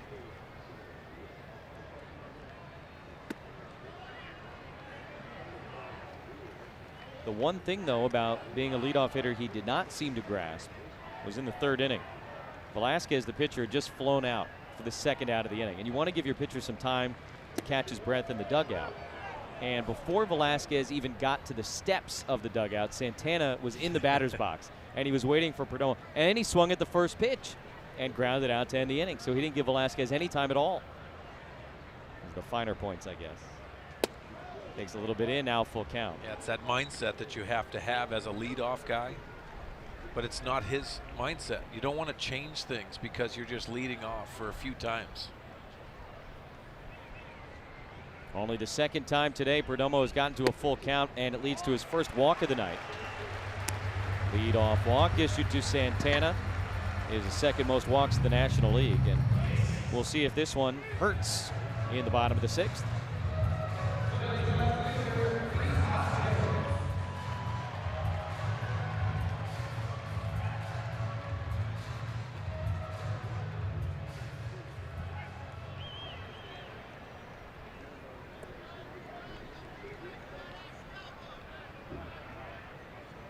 Talked about the good Padre pitching in game one of the doubleheader. Hoskins scored the only 2 Philly runs earlier today. He homered in the first, doubled and scored in the fifth. And he takes ball one here as Ellis goes out to chat with Perdomo for the second time tonight.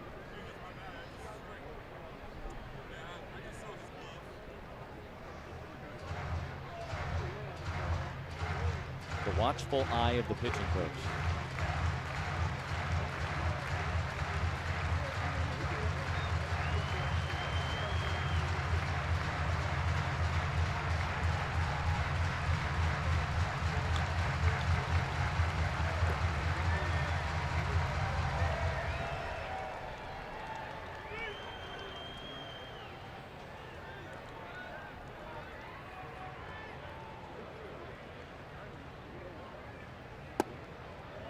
A little bit low with the slider. 2-0 on Hoskins.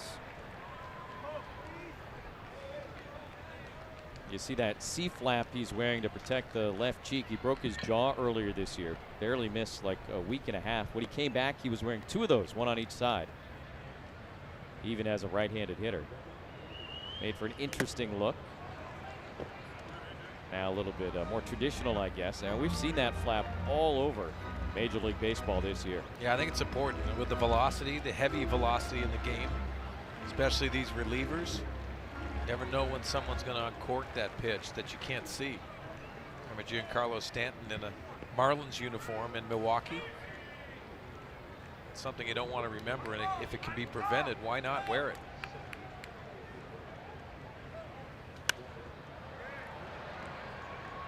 It was almost as if somebody needed to make it cool enough to wear. And Stanton was the perfect guy to do that. And now they're all over the place. Guys who have never been hit in the cheek of the face are wearing them just for preventative reasons. And like you said, it makes all the sense in the world.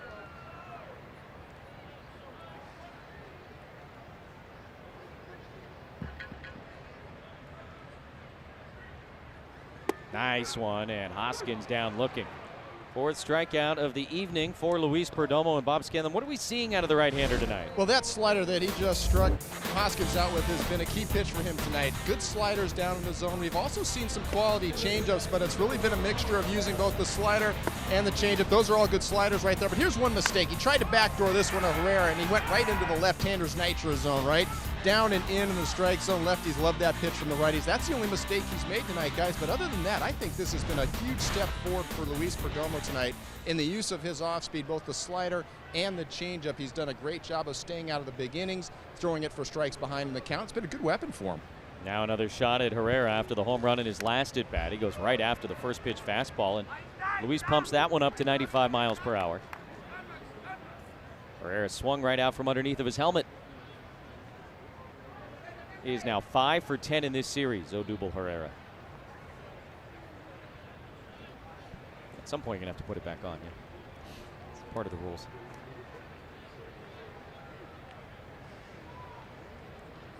Just 26 years old. He was an All-Star in 2016 and certainly seems to have the potential to be a regular All-Star for the Phils. Now, Rule 5 pick success story for the Philadelphia Phillies.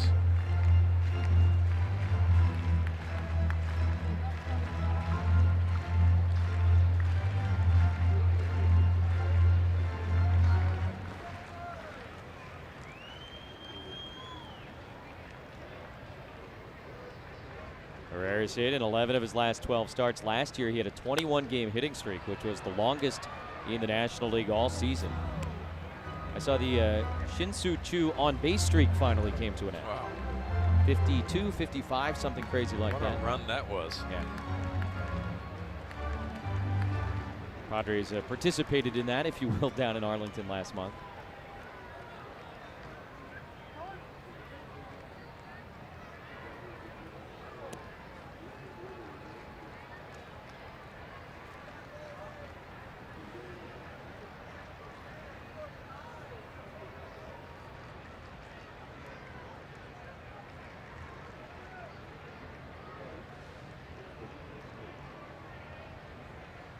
Perdomo struck out Hoskins for the first out and just misses to Herrera. Luis really wanted that one. Yeah, Herrera didn't think so, but that was pretty close. It's a really good pitch because A.J. Ellis wanted inside. You could see it, him trying to present that to home plate umpire. It's a really good pitch, sets it up so much because now he's aware of that ball inside. Herrera helping out with a finger wag. That one way off the plate, 2-2. Seems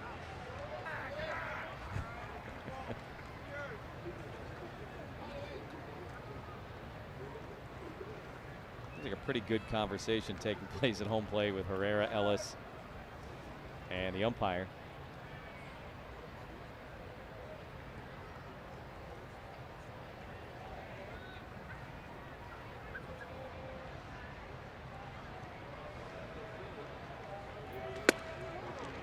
Oh, he flinched. He wanted to pull the trigger.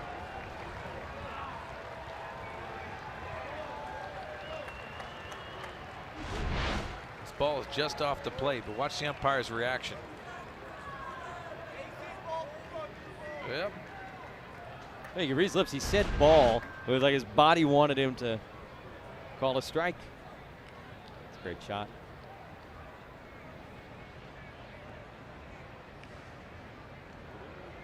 Santana not running on 3-2, and Herrera just gets a piece to stay alive. Herrera, the only Philly with a couple of hits on Friday, a couple of hits in game 1. Santana walked to lead the inning. He's still at first base with one away.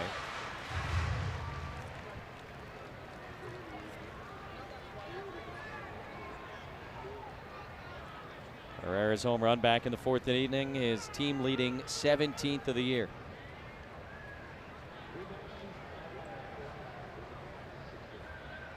Perdomo trying to get through 6 innings for only the 2nd time this season. And a broken bat pop-up. Perella coming over. And the second baseman makes the catch in foul territory. This copyrighted telecast is presented by the authority of the San Diego Padres, may not be reproduced or retransmitted in any form. Account and descriptions of this game may not be disseminated without the express written consent of the San Diego Padres.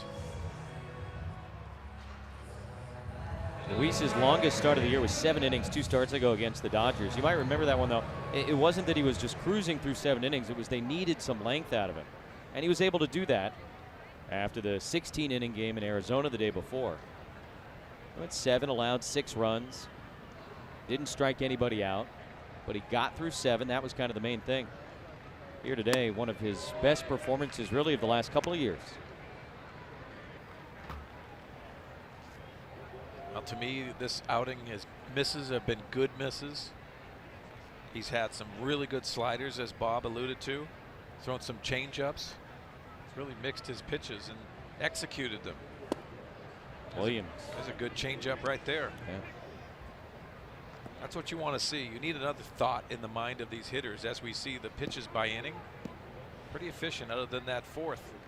You see the sixth having to grind it out. Padre bullpen in good shape after game one of the doubleheader. Hard hit through. That'll be a base hit into right field. Santana's on his horse, rounding second, headed for third. Franmil Reyes' throw comes into Perella, and a double for Nick Williams. Second hit of the night for him, and Perdomo not quite out of the woods just yet. Runners on second and third now with 2 outs. Now Williams goes out and gets that slider, that backdoor slider. Pretty good balance, and when you have balance, you can just throw your hands at the ball, especially that off-speed pitch.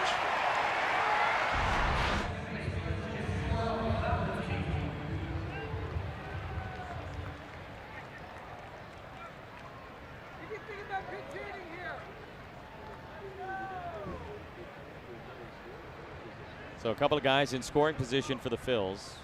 Valentine 1 for 2 with a single. He also had that pop-up that Spangenberg made the great play on in front of the Padre dugout.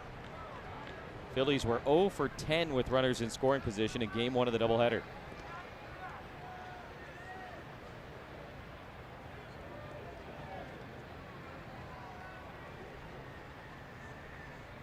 And now Valentine with the first at bat of this game with a runner in scoring position.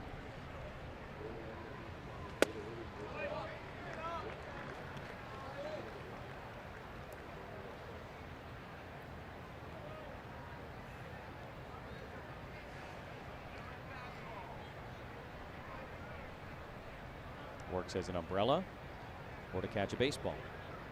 They call it water ice here.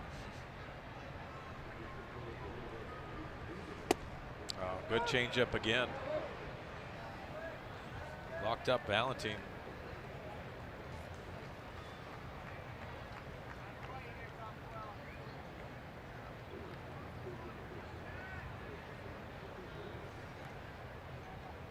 Perdomo about to deliver his 25th pitch of the inning. It began with a lead walk to Santana. 2-out double by Williams. Now a 1-2 to Valentine and inside ball 2. And that's what I mean about misses. If you're going to miss, you got to miss off the plate. Those are borderline pitches, but they do a lot to the thought process of a hitter. See if he goes back to that changeup here.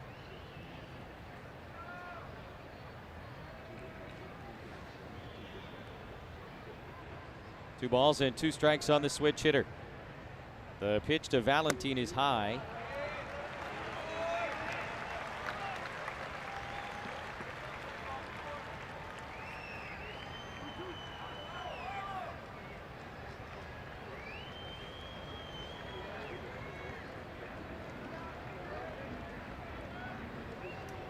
Pretty important pitch because you have Walding on deck, who has not had his first hit yet.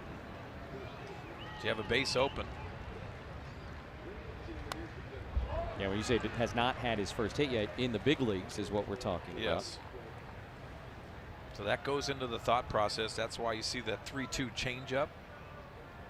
It's also an opportunity for Gabe Kapler to possibly make a move if indeed the bases are loaded. Yeah, he's got options on the bench, certainly. A couple of the regulars who started game one not in the starting lineup here in game 2. Valentine again fouls one back, and you talk about options for Gabe. He also got options for Andy Green. Kazuhisa Makita, who is the 26th man for game 2 of this doubleheader, is up and throwing. As Perdomo all of a sudden is up around 90 pitches here in the 6th.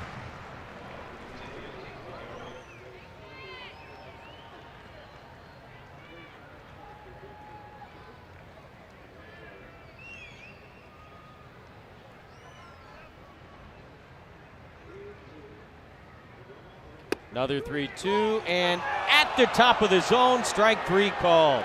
Perdomo gets the call, works around the lead walk, works around the 2-out double, and keeps this a 1-0 game. It was close. It went his way. On to the 7th.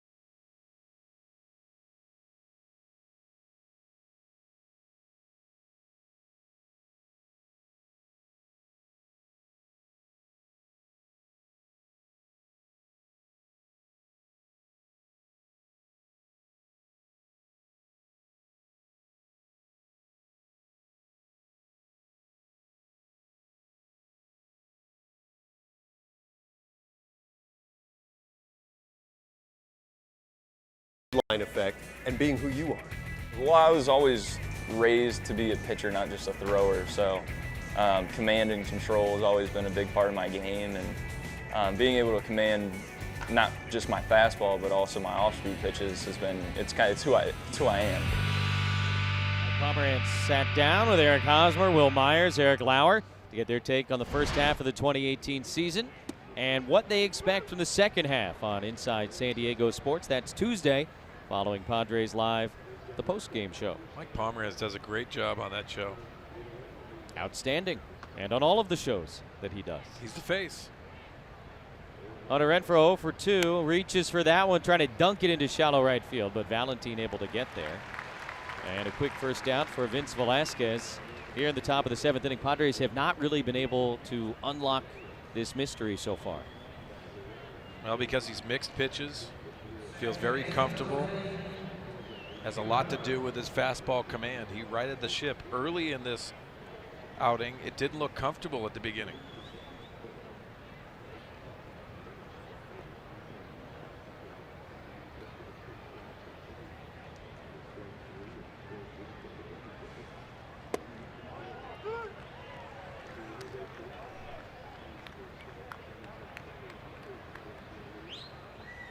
Perella hit by Velasquez and then hit one back to Velasquez. Big swing, 0-2.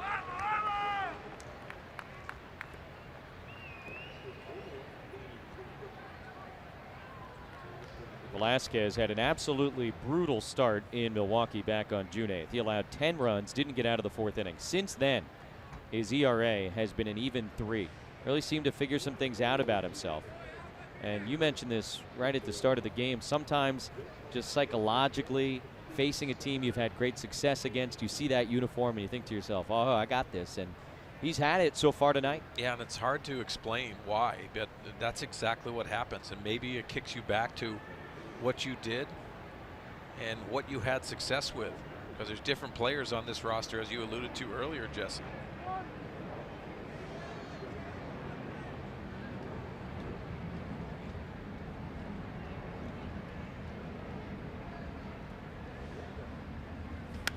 Perella fights that one off, but it'll be a foul ball. Padres struck out 6 times in the first 4 innings against Velasquez. Since then, only 1 strikeout. Like you said last inning, it seems to be at this point he's throwing everything up there. Yeah, and he's getting ahead with the first pitch breaking ball. Tommy Hunter gets loose in the Phillies bullpen.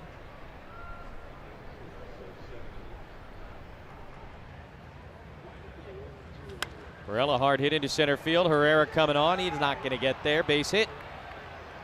Perella, as always, the super aggressive turn. He actually fell down coming around first and had to hustle back. Padres collect hit number 2 on the evening against Vince Velasquez, and that's the reality of a 1-0 game. Go-ahead runs coming to the plate. Yeah, hitting two strikes and slicing this into center field. This drops right in front of Herrera. You see Herrera with the break and then realizes he can't get there. Plays it on 1 hop.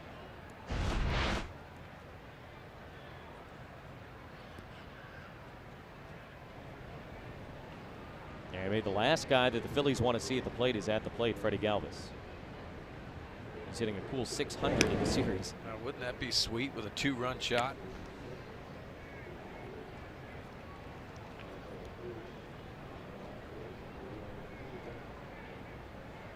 His last home run was over a month ago, June 15th in Atlanta. He's got 4 on the year. Hit dozen a year ago as a Philly, playing in all 162 games. Ground ball here, and Valentin slick. That's one, and a double play. Very nicely done by Valentin, Kingery, and Santana. Galvis ends the top of the 7th with a double play ball.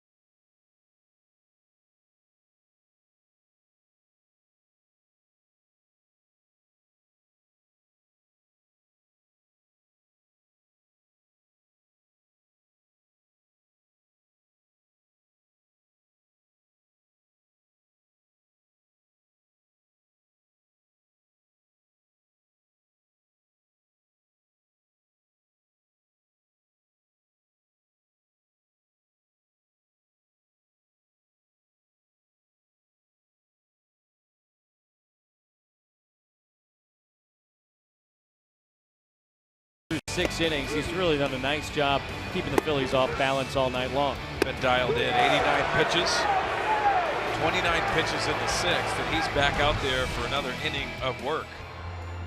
Only once before this season, sorry, as he made it through 7 innings. For Luis Perdomo, we've already alluded to the slider has been improved, showing some very good changeups. Had certain calmness about him tonight that you would like to see. Yeah, A.J. Ellis, the catcher, has gone out there a couple of times to work with him. Haven't seen Darren Balsley go out. And just a really solid performance turned in by the 25-year-old right-hander. First time he's facing the Philadelphia Phillies. And so far so good. The 89 pitches, nothing to get concerned about at this point. He could certainly get himself through the 7th inning with a quick one. He's had an 8-pitch inning. He's had a couple of 10-pitch innings. He's had a 12-pitch inning. Really the only time all night he's labored was last inning when he issued the leadoff walk to Santana, but he was able to work around that, get around the 2-out double, and keep this a 1-0 game.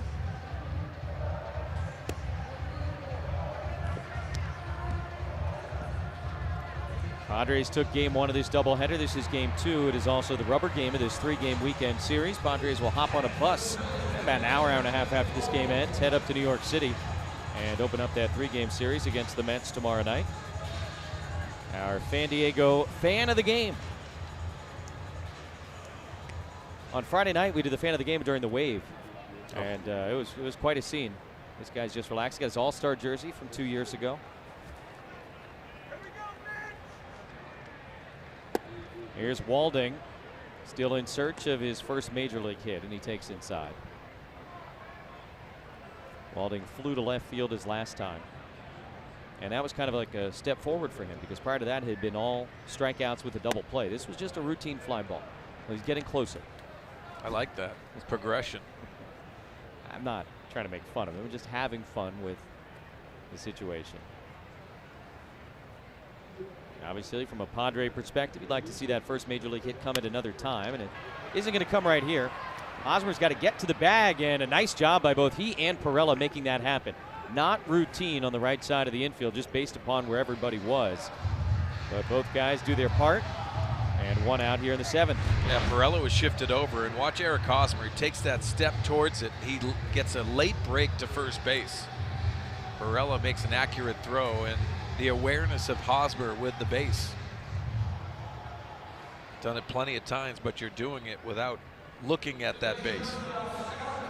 Nice play by Pirela and Hosmer. All smiles for the starting pitcher. He's the beneficiary of the slick defense. Now the shortstop, Kingery.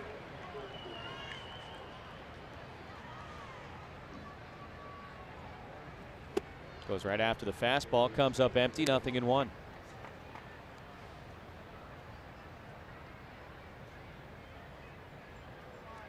Grounded to third, fouled to first.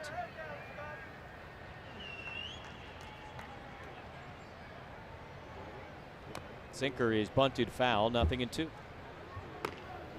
Pat Neshek, who we saw on Friday night, is up and throwing in the Philadelphia bullpen. Now 87 pitches for Velasquez through 7 innings. Well, that pitcher spot comes up too. If they get to it, maybe make that move. 0-2 is just off the plate.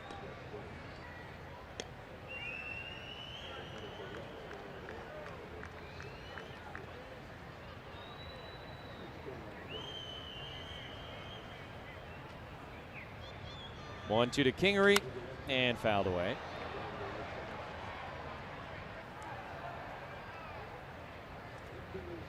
Started most of his games, as he has all series long, at shortstop, but he's also been seen at third, at second, and left, and right.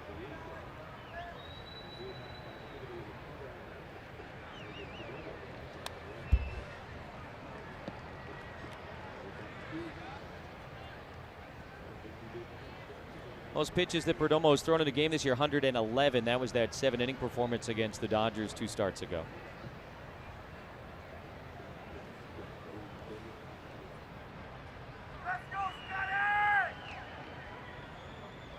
This 1-2 is fisted into center field, and that'll be a base hit.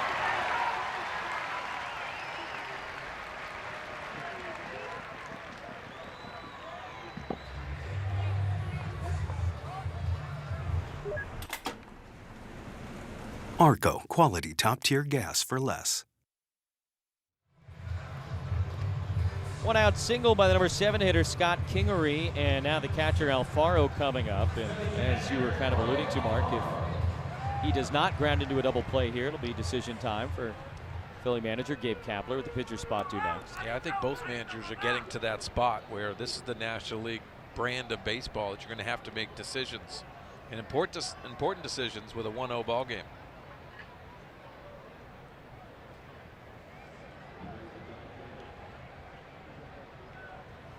Came inside and hit Alfaro, nearly went behind him.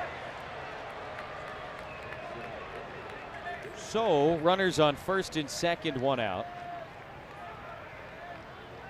And it appears there will be a pinch hitter here. I'm going to rub the sore spot. Cesar Hernandez is going to be introduced. He's got away from Luis Perdomo. Hits him on the wallet. Yeah. Good thing he had his wallet in the pocket. Pretty good sign. I think that Luis may be losing some of his command after 99 pitches, and Andy Green makes the move to the bullpen here with 1 out and a couple of guys on in the bottom of the 7th inning. Saw Phil Maton do great things out there on Friday night. He will be called upon again here on Sunday evening. Phillies up by 1 in the 7th.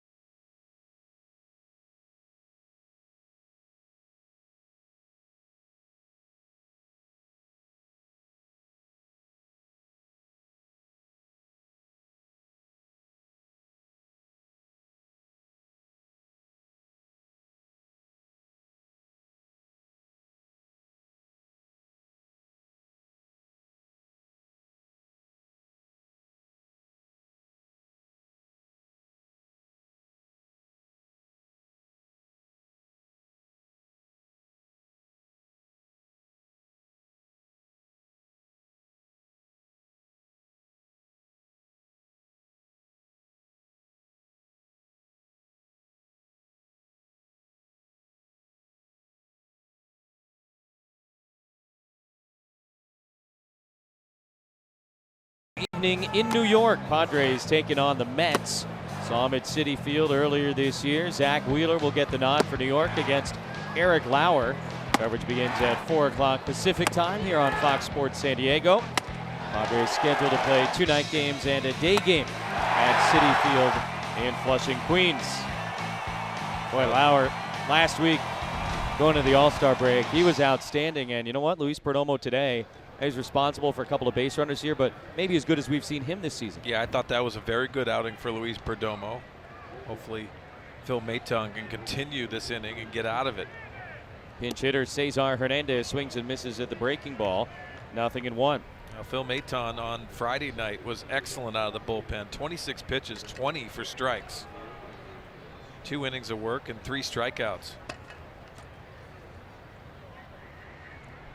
Inherits a couple of runners here as both starting pitchers' nights come to a close at the exact same moment. A little floater, and Spangenberg again is going to get there and make the catch. Oh, Corey Spangenberg with a couple of spectacular defensive plays in foul territory tonight. Took one away from Valentin back in the 4th inning over the dugout railing, and this time Hernandez on the warning track. Oh, going a long way again and going across your body. Just the awareness of where he is. Sliding on that track, and that's a big out. Nice pitch by Maton as well. That's the middle out here in the bottom of the 7th. Mentioned the Phillies' struggles with runners in scoring position in game 1 of the doubleheader. They were 0 for 10.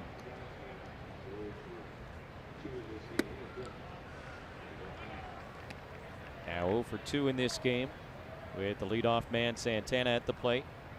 A couple of ground outs and a walk.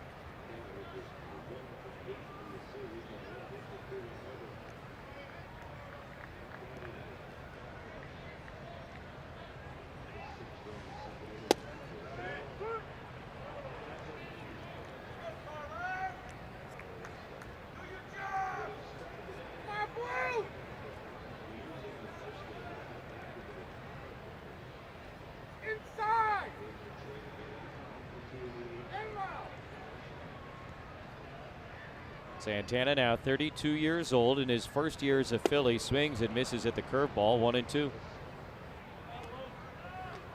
Well, with the Brad Hand, Adam Simber trade to Cleveland, it has opened up opportunity in the Padre bullpen.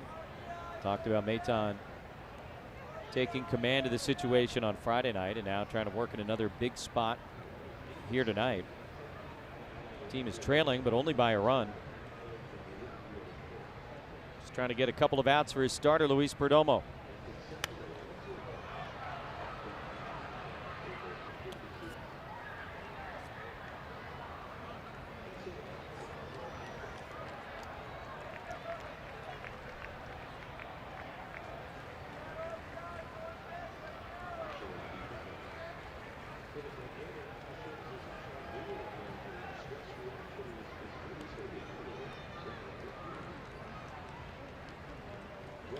Santana trying to get it over the shift, and Perella can't get there. It drops down for a base hit.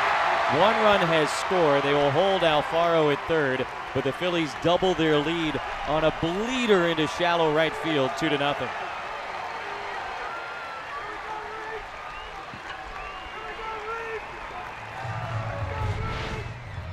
Oh, again, the good pitch, and it jams Santana. Gets the best of the bat, and you can see Hosmer just outstretched. Like Perella rounded that ball too much. Unfortunately, gets past him.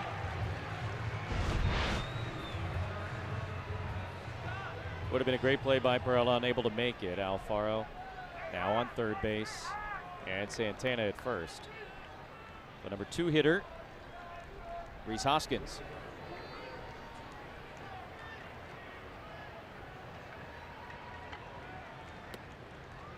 I tell you what, too, Santana most of this year has really struggled with that inside pitch, and he handled that one nicely. Not that it was the best hit ball of his life, but did enough with it. Yeah, that was unfortunate for the Padres, and I think the play that Hosmer made influenced Perella's route to that baseball.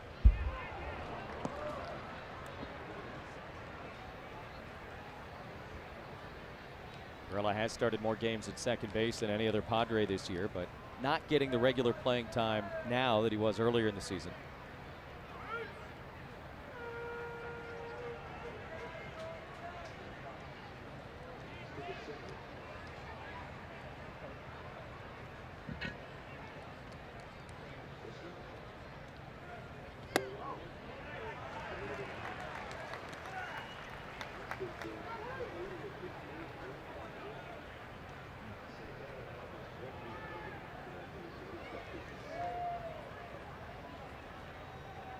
Obviously, the key now for Maton, try and keep this a 2-0 lead. Reyes, Ellis, and the pitcher's spot due up in the top of the 8th for the Padres, with Will Myers, among others, available off the bench.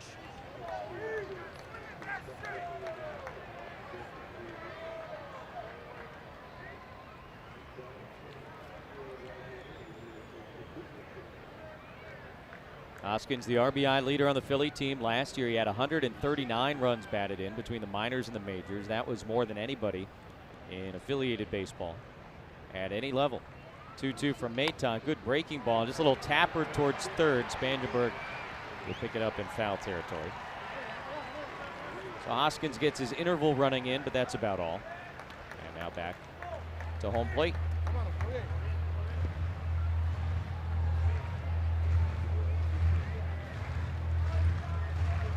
Villanueva, Asuaje, also options off the bench for Andy Green here tonight.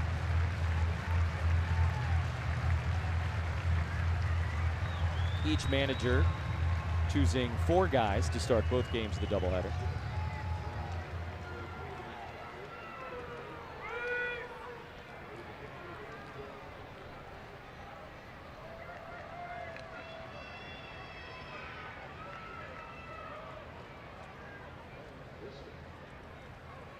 Hoskins lays off very close, and now a full count.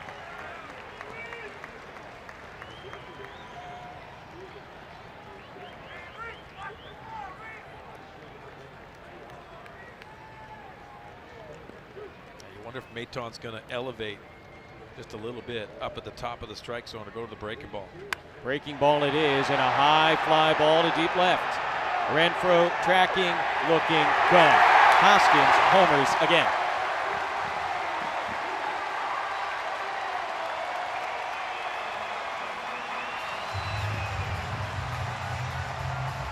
Solo shot in the first inning of game 1 of the doubleheader.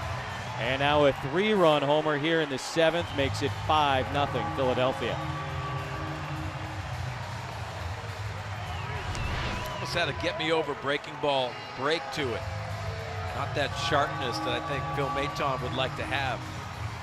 Rolling up in the strike zone, and you can see Hoskins capitalizes on that mistake.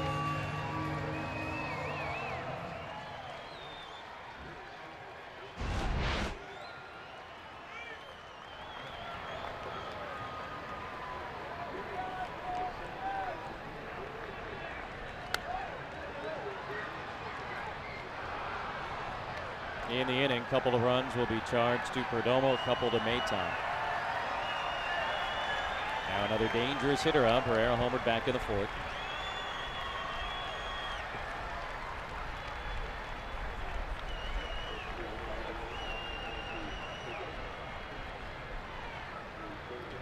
Hard hit, but foul. Ooh.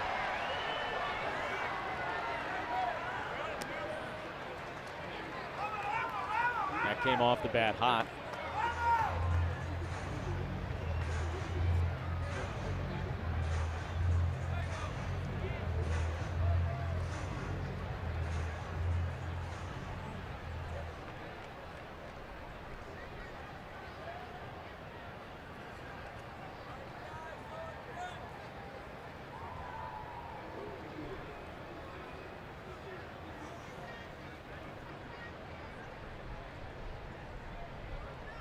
Ellis sets a high target, and on 0-2, Herrera gets tied up to strike out and end the inning. The Phillies, though, add on. They get 4 in the 7th.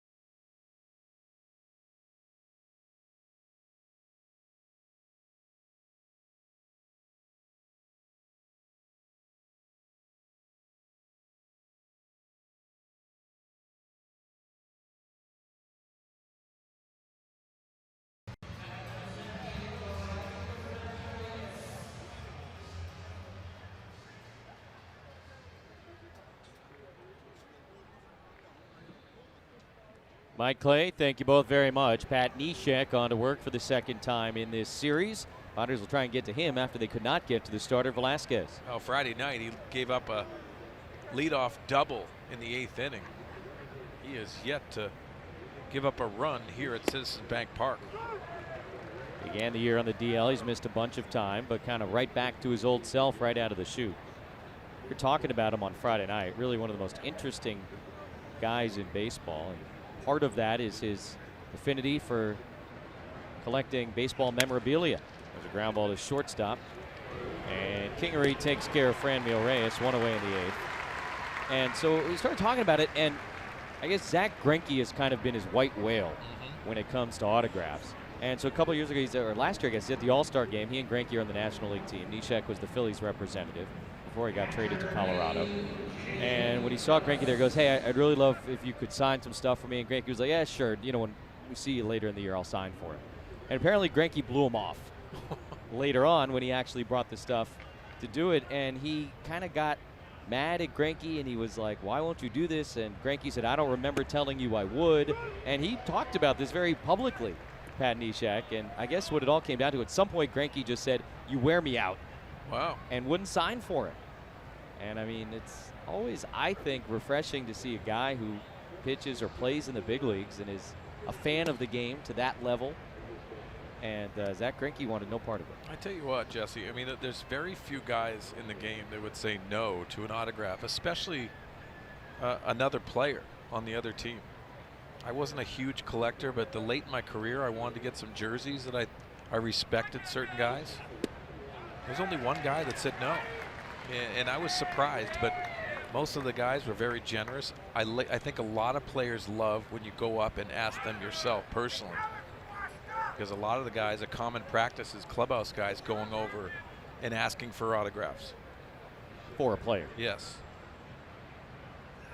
1-2, a little bit up and in to A.J. Ellis. And Neshek, look, at the end of the day, he said, it's a stupid autograph for my son's collection. Life goes on. I just collect for the fun of it.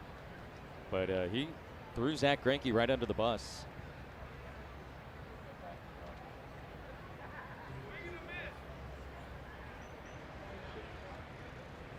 Ellis pops it up.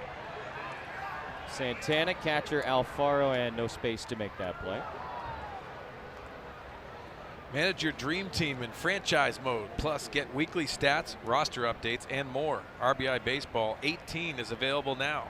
Learn more at RBIGame.com. Rated E for everyone. See, like I could see Pat Neshek playing RBI Baseball. You video game guy? You know, like less and less every year. I've always been into the sports games, never into the other stuff. I still don't quite know what Fortnite is.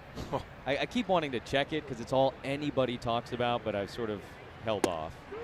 Nice pitch there, and Ellis punches out for the second out here in the 8th. You got Fortnite in your house? No, Fortnite is in our house, and my 14-year-old stepdaughter is like, she's into it. And I started watching it, and it's intimidating. Because if you don't know what's going on, there's a lot going on. But it is definitely the game that everyone's talking about, including us. I mean, it's all the players talk about. David Price very into it. He went to the DL earlier this year, and they said he had carpal tunnel, and perhaps it was the video game playing that led to that. Is that a problem? Yes. Aswahe's really big into it. He actually owns an esports team. That is very interesting. Carlos, an interesting guy. I don't know that he's on Pat Neshek level, at least not yet, but he's got time. That one floats in at 66 miles per hour.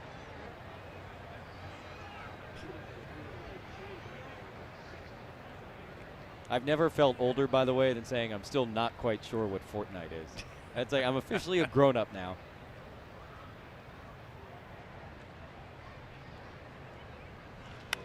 Popped up. Walding has room, has the ball, and Neshek has the 1-2-3 top of the 8th. 5-0 Philadelphia.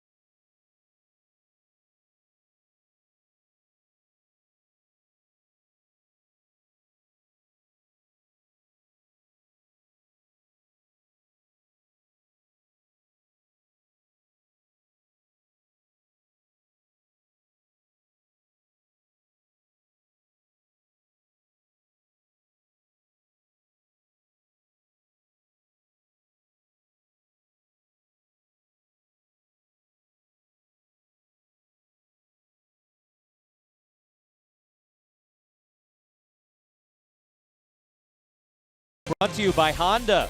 Great deals are waiting for you now at your local Honda dealer. A game so nice, we've played it twice. Padres and the Phillies with a day-night doubleheader. And Phil Hughes, speaking of interesting guys, out of the bullpen with good personalities. He sure does, and he hasn't pitched since against the Cubs 8 days ago. Getting Phil Hughes a little bit of work. He has never faced the Phillies before in his career. Of course, an American League guy his entire Major League career prior to now, but still with interleague play. In all those years with the Yankees, he thought it would have happened at one point. It hasn't. Nick Williams leading off, goes after the first pitch and promptly slices it into left field for a base hit. Third straight hit for Nick Williams, and Padres defensively with some really nice plays in this game tonight. Corey Spangenberg over at third base. Yeah, getting the spot start, getting called up today. Nice awareness going towards this ball, and little help. This one, he doesn't need help at all. Nice little flash look, but athletic play by Corey Spangenberg. Corey back up from AAA El Paso with the Chihuahuas, playing some second, some third. And getting the start at third base here today. So the leadoff man aboard against Hughes in the bottom of the 8th inning. Yesmuel Valentin 1 for 3. That first play we saw from Spangenberg was off Valentin's bat back in the 4th inning, the one at the dugout railing.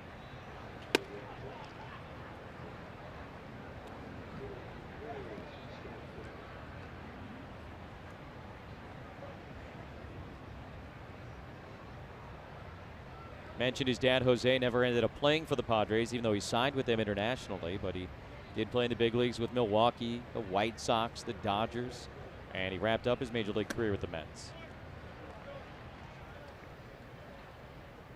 Jeswell missed most of last year in the minors after he had shoulder surgery in late May. Had a great spring training this year, began the year at AAA, but got called up for his Major League debut late April. Showed some things to the Phillies. They were very happy with how he looked in spring training this year.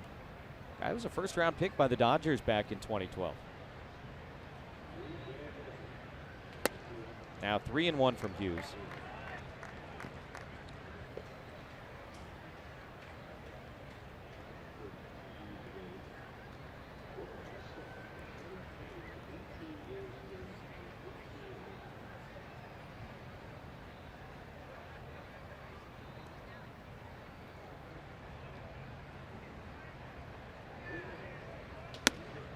Not even close, and ball 4.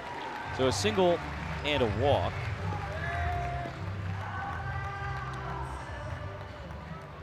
Let's revisit our keys to the game. Brought to you by your San Diego County Honda dealers. Well, looking for another offensive attack, especially after that first game. And for the Padres, it was all about Vince Velasquez today. He was dominating. No hit through 5 innings. And grass cutters for Perdomo. 6 groundouts in a very good 6 1/3 innings of work. I would describe Perdomo's start tonight as encouraging. Something to build on. Yeah, and showing consistency is really what this organization would like to see from Luis Perdomo.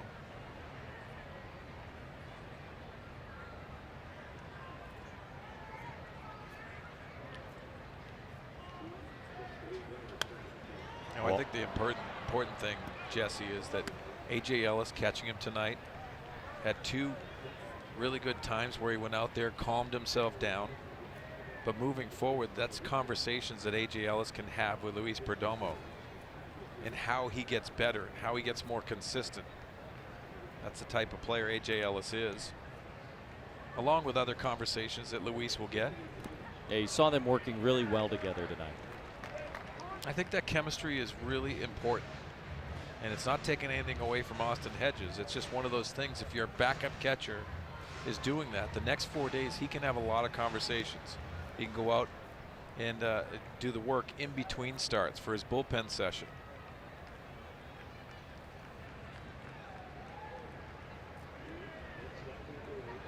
Nick Walding still up there hunting for his first Major League hit. 2 balls and 2 strikes to the Philadelphia third baseman in his second major league start. Now 0 for 12 in the big leagues.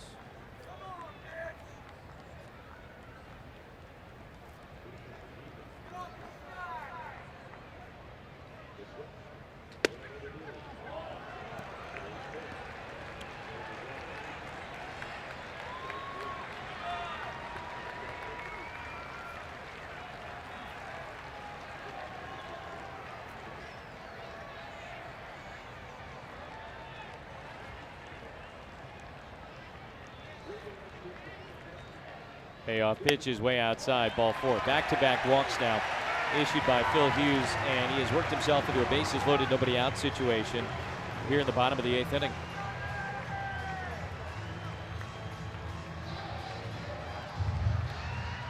He's a veteran guy trying to, I think, refigure some things out. Obviously, he's had a very nice career. And definitely working through some stuff in the Padre bullpen. Heck, there were times when we said Brad Hand is working through some stuff, trying to figure it out. Said the same about Kirby Yates at a point. Phil at a different point in his career, certainly, than those 2 guys, but here to work. And he gets that fastball past Kingery, 0-1.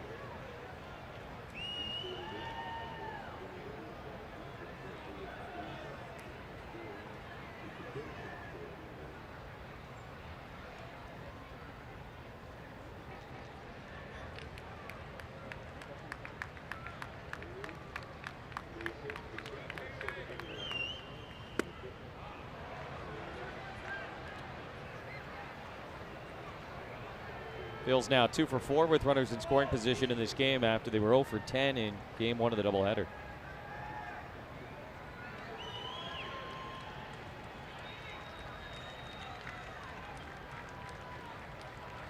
Adam Morgan, the lefty. Looks like he'll be the guy to face the top of the Padre batting order in the 9th inning. What will the score be when he comes in? There's a swing and a miss. 3 straight fastballs take care of Kingery, and 1 away here in the 8th.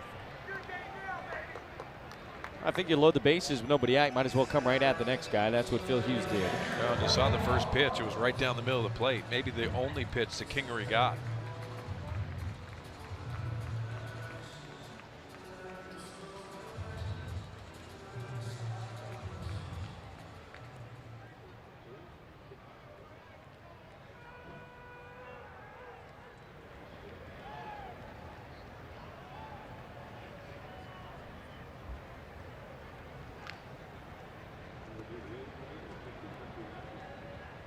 Catcher Alfaro takes a fastball for a strike. Hughes just trying to fill up that zone with the bases loaded.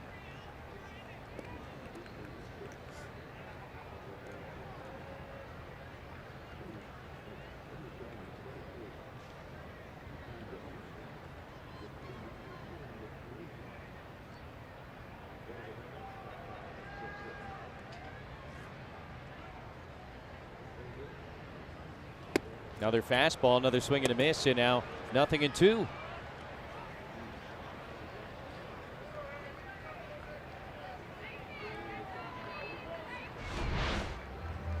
see the fastball in on his hands and ties him up. Watch the helmet come off. Showing his salad. Pez dispenser. So single, walk to load the bases. Hughes then struck out Kingery. Now he's in front 0-2 on Alfaro, and he strikes him out. Helmet pops off again. Back-to-back strikeouts. Nice bounce back from Phil Hughes. Well, the first pitch fastball down and away, and then 2 up and in. 6 pitches and 2 punch outs.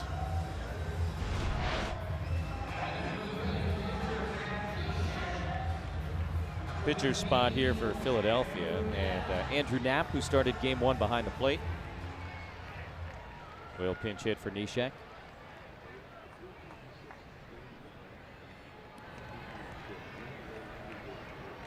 Knapp, switch hitter, 1 for 3 with an infield single and a walk this afternoon in the Padre win. Bats here, the bases loaded, 2 outs, and the Phillies up 5. Another fastball and another strike.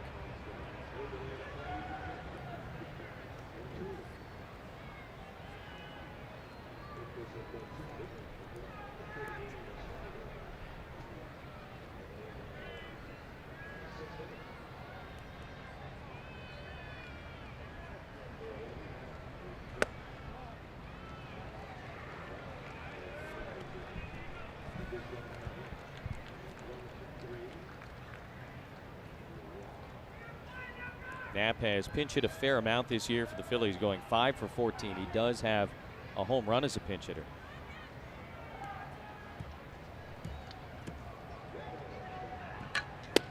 And his helmet pops off.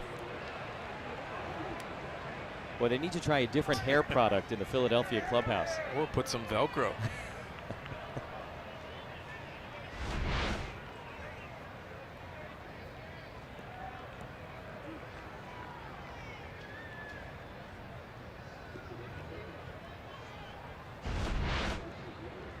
Chokes way up here with 2 strikes, and Hughes 1-2 pitch. Got him.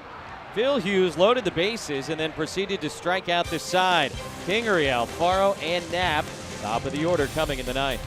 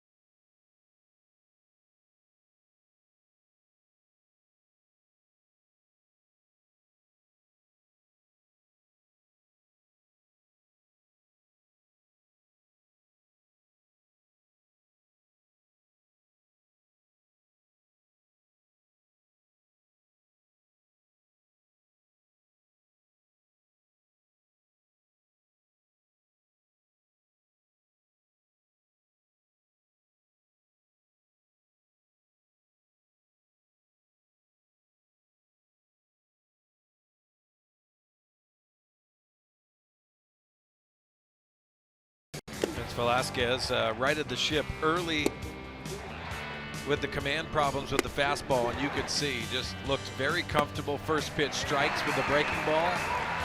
Changed everything up. Had no hit stuff through 5. 7 innings of work, 87 pitches, 58 for strikes. Left-hander Adam Morgan on to try and get the final 3 outs for the Phils. Saw Morgan on Friday night. Worked the top of the 9th inning in the 11-5 Philadelphia win, and he got a Suaje, Myers, and Hosmer 1-2-3. Been tough on lefties, and I guess what the Padres have due up here in the 9th.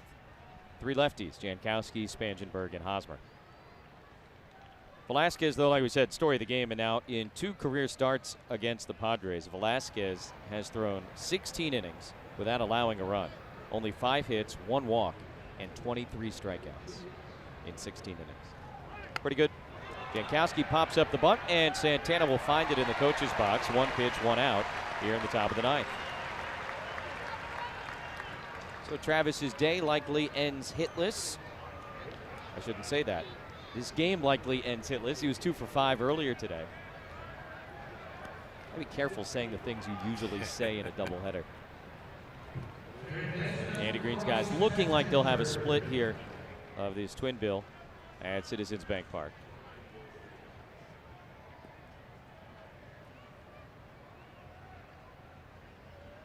Phillies have already had 8 shutout victories this season, and 2 outs away from number 9 here.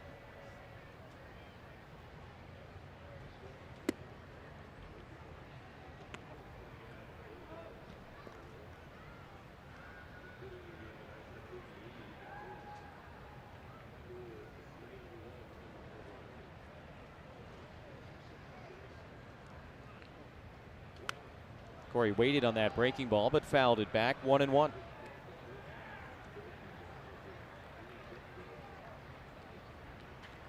Game 1, Citi Field, New York, New York, tomorrow afternoon, 4 o'clock Pacific. Eric Lauer on the mound.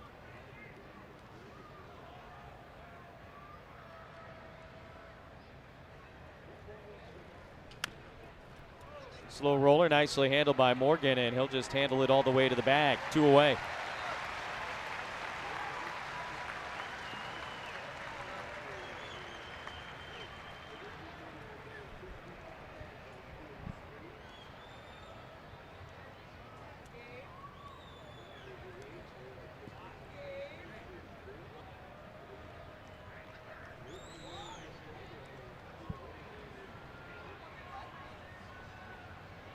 And we're going to have a pitching change? Okay.